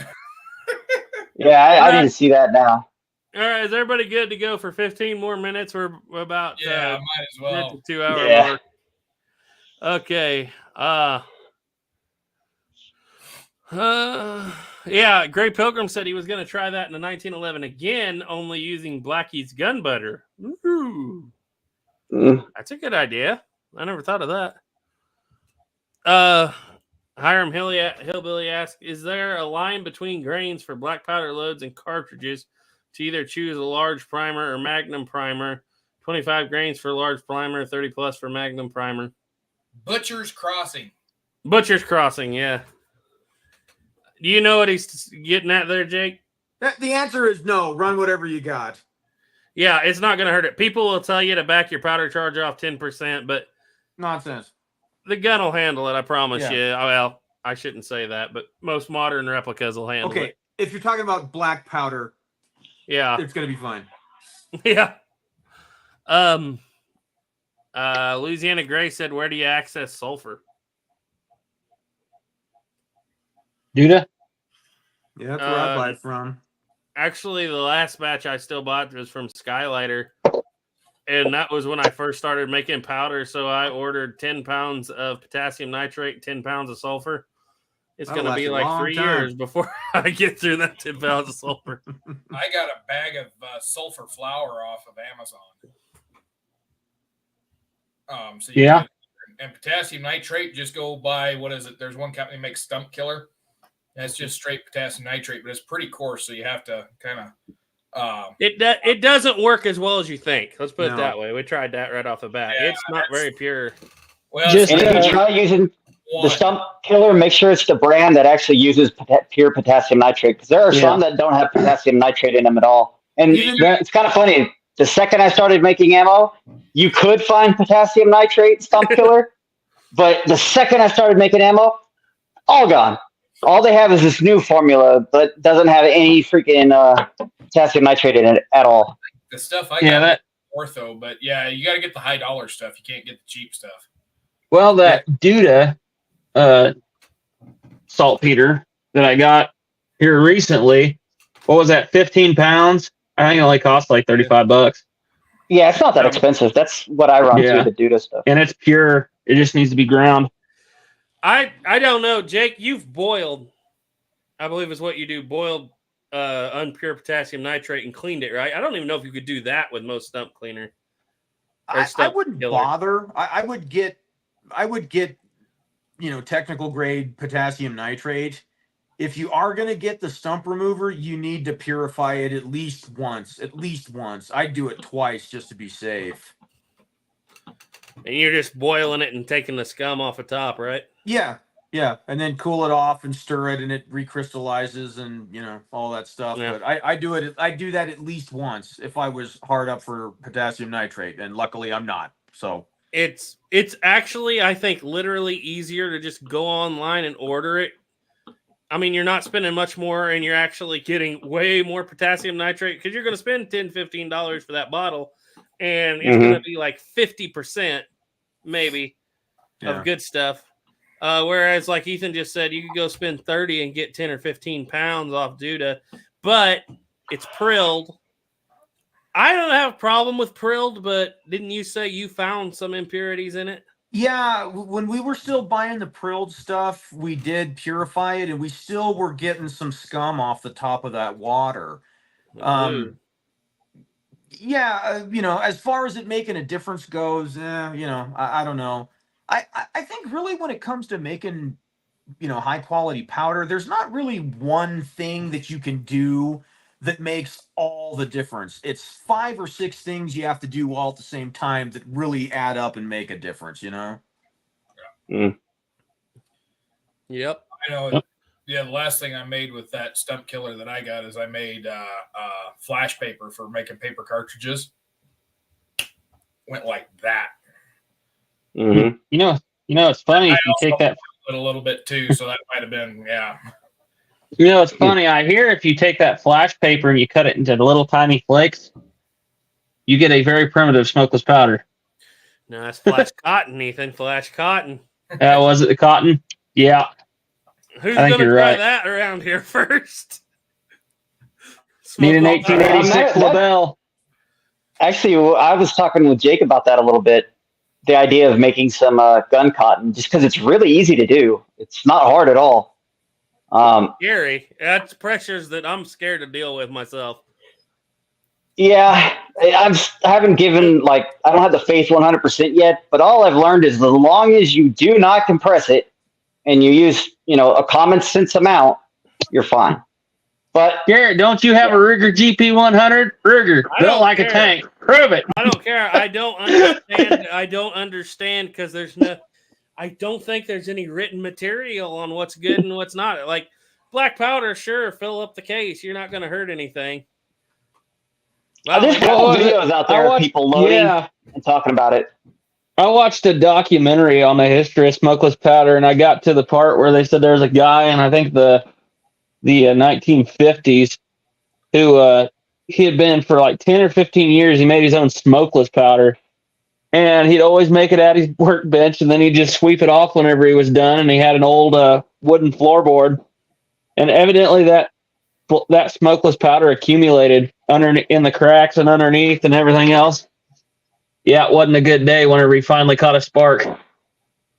Well, one thing about that stuff that is extremely dangerous is when you make gun cotton, if you do not 100% perfectly clean that cotton out, it can and it will eventually ignite itself on its own.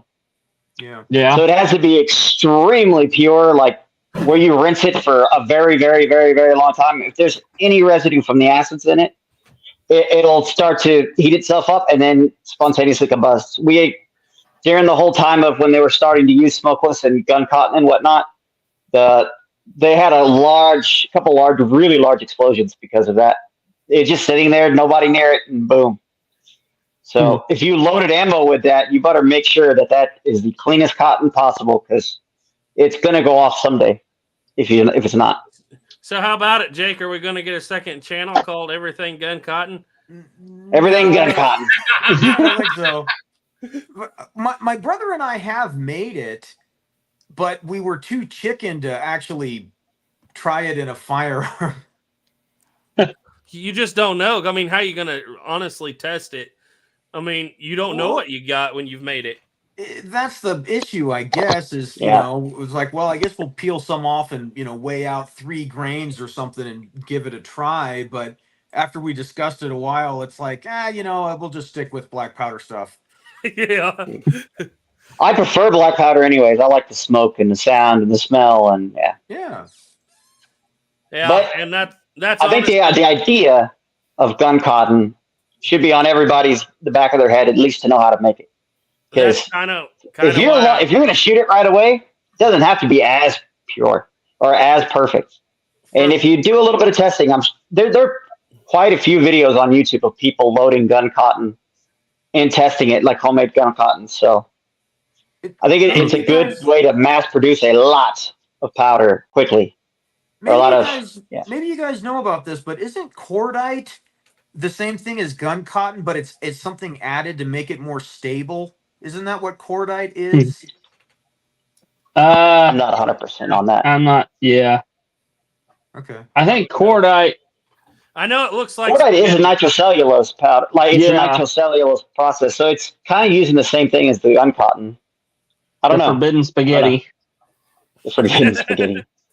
Yeah, I thought I remember reading something about it was the same thing as gun cotton, but it was something was added or it was treated different where it was in those spaghetti sticks and that made it more stable. But maybe Stable? I'm mistaken. I don't know. I know You might be right. What'd you say, dude? it burns really hot because when I got my 6.5 Carcano, I got a bunch of ammo with it, and it was not like crimped like modern ammo. It was like a 3-point crimp on the bullet, so it let moisture get in over the years, and the primer went bad. So You know who else does that? The Russians used to do that too. yeah, Got them a 7.62 over there like that. I pulled the bullets out of it and I dumped all the cordite out, and it looks like little this looked like Spaghetti. little brown beads, like those tube glass beads. They were long little tubes, but anyway, I dumped a bunch of it in a magnetic tray because that was the only thing I had, and I'm like, well, I don't want to throw this out and let the dogs lick it up, so I thought, yeah, I'll just hit it with a torch. And so what was it? It was 15 rounds that wouldn't go off. So I dumped them into that thing, and then I took a blowtorch and touched it off, and it burned slow, really slow. And when it was said and done, it had melted the pan on that magnetic tray. Just like thermite. Yeah, it burnt slow and hot. Serpent Hansa said, have a good night, everybody. Jeremy P had a question up here. A good question. Does adding graphite help with fouling or more consistency? Personally, I don't think it does either. All it does is make it incredibly hard to get a match lock to go off because it raises the burning point up too high. Right. Yeah, basically it's kind of a protective against static electricity. And I always thought it was for moisture. Because they only do that, I think, in theory, because they put it in containers and ship it all over the world where it's moving and shaking for, days, weeks, or months or something. Anytime I've ever tested the graphite thing, and I've tested it more than a few times, graphite did nothing but make it slower. It cost velocity. It lowered the velocity by sometimes up to 100 feet per second. And it didn't do anything as far as the fouling was make it easier or better or worse or anything. So the only thing I've ever been able to observe is it makes slower burning powder, and that's a deal breaker for me. Right. And that's something we brought up because I think it was Hoffman Reproductions had that video a couple months ago where he read the Swiss. And we don't know, obviously, if this is still the Swiss recipe, but they claim no graphite in their powders. But for some reason, I've tried Swiss, I've tried GoEx, I've tried GoEx Old Einsford, because sparks are really, really hot. Match cord is not as hot as sparks, even a burning match cord. And so you've got to flat out get some powder that goes off. Homemade powder in that match lock will, every time. It's a beautiful thing to shoot because there's no trigger snap. No flinch. You just lower that in there real easy. You don't know when it's going off, so you don't have a chance to flinch. But every time it'll go off. But for Swiss, it won't. And I think GoEx might have graphite in it. That might be why it doesn't go off. But I'm not sure about the Swiss. Swiss is graphited because there's one day when I was in college, and this was back when we was young, dumb, and didn't let a thunderstorm get in the way of us going out and shooting. And I'm sitting out with this thunderstorm overhead, and I was trying to load Swiss down the barrel of my muzzleloader, and there was enough static electricity in there. That Swiss would not go down that muzzle. It would dance all the way around that barrel, but there was enough static charge in that barrel. It wouldn't go in the hole. I'm sitting there pouring it over the hole, and it's just pouring around the outside of the barrel. I'm like, damn. Can't even load it. All right, we're getting down there, guys. I want to get through these comments. Gray Pilgrim said he tried Stump Killer. Meh. And it didn't work. He said, Louisiana Gray said he tried Stump Killer. I don't think it's working so well. Got my weight up. The weight is good, but I'm not getting the precious pressures. Let's see. I'm just reading through here, see if we got anything else to address before we go. Gray Pilgrim said nitroglycerin. He tried it only once, a tiny amount. He said, "Great. What is brown powder?" I think that's what we're talking about. Hatcher's notebook has everything you need. Gotta go. Thanks for hanging out with us. So that's pretty well it, guys. I appreciate y'all coming out. We've ran 60 on all 3 channels most of the night. Appreciate Jake just jumping in here spur of the moment. I should have asked him beforehand, but sometimes people like to have a lot more time to prepare. Not Jake. He jumped right in there. Oh, well. It was fun. Snapper, you got anything coming up? Yeah, I got to finish making that little bit of history on that Winchester that I can release. I want to release the history and the shooting video at the same time, like together, instead of breaking it up. But yeah, I just got to finish that and a lot of other stuff. So I have like 4 guns that I got to edit. Yeah. So, Duke, have you released any more Johnny Reb, Billy Yank that I haven't seen? No. I only seen the first one. I gotta once we're done with the chat here, I gotta ask you what the heck I was gonna film the one about the other day because I done forgot what that idea was. Yeah, it was. It had to do. Boy, who did it have to do with? It had to do with. I think it had to do with Jake's video. Somebody commented. It was something, yeah, but no. It was Blackie. Yeah, it was the one on Blackie. Yeah. Yeah, camping without a shower or a toilet. Yeah, that's what it was. Yeah. I know exactly what you guys are talking about. I don't know. I've never been camping where they had a shower and a toilet. I don't know where that is, but evidently this guy camps there a lot. Well, apparently, I'm not sure, but this guy is more troll than person. So Yeah. He's a KOA survivalist. Roughing it. Okay, so I think, Ethan, what do we got coming out next? Pumpkin Shoot? Yeah. And then possibly an 1803 Harper's Ferry, and the next week after that from one that was built, custom built by Turkey Creek 1823. What you got, Jake? You wanted to tell us, or is it a secret? No, I have a video on the Colt Walker, and that's a CULT Colt Walker. Yeah, there you go. There you go. Duke about fall out of his chair. that is the exact way it should be. Yeah, that's the perfect way of putting it. Oh, that's gonna be good. I'm just waiting for the old timer to start screaming at his camera about it.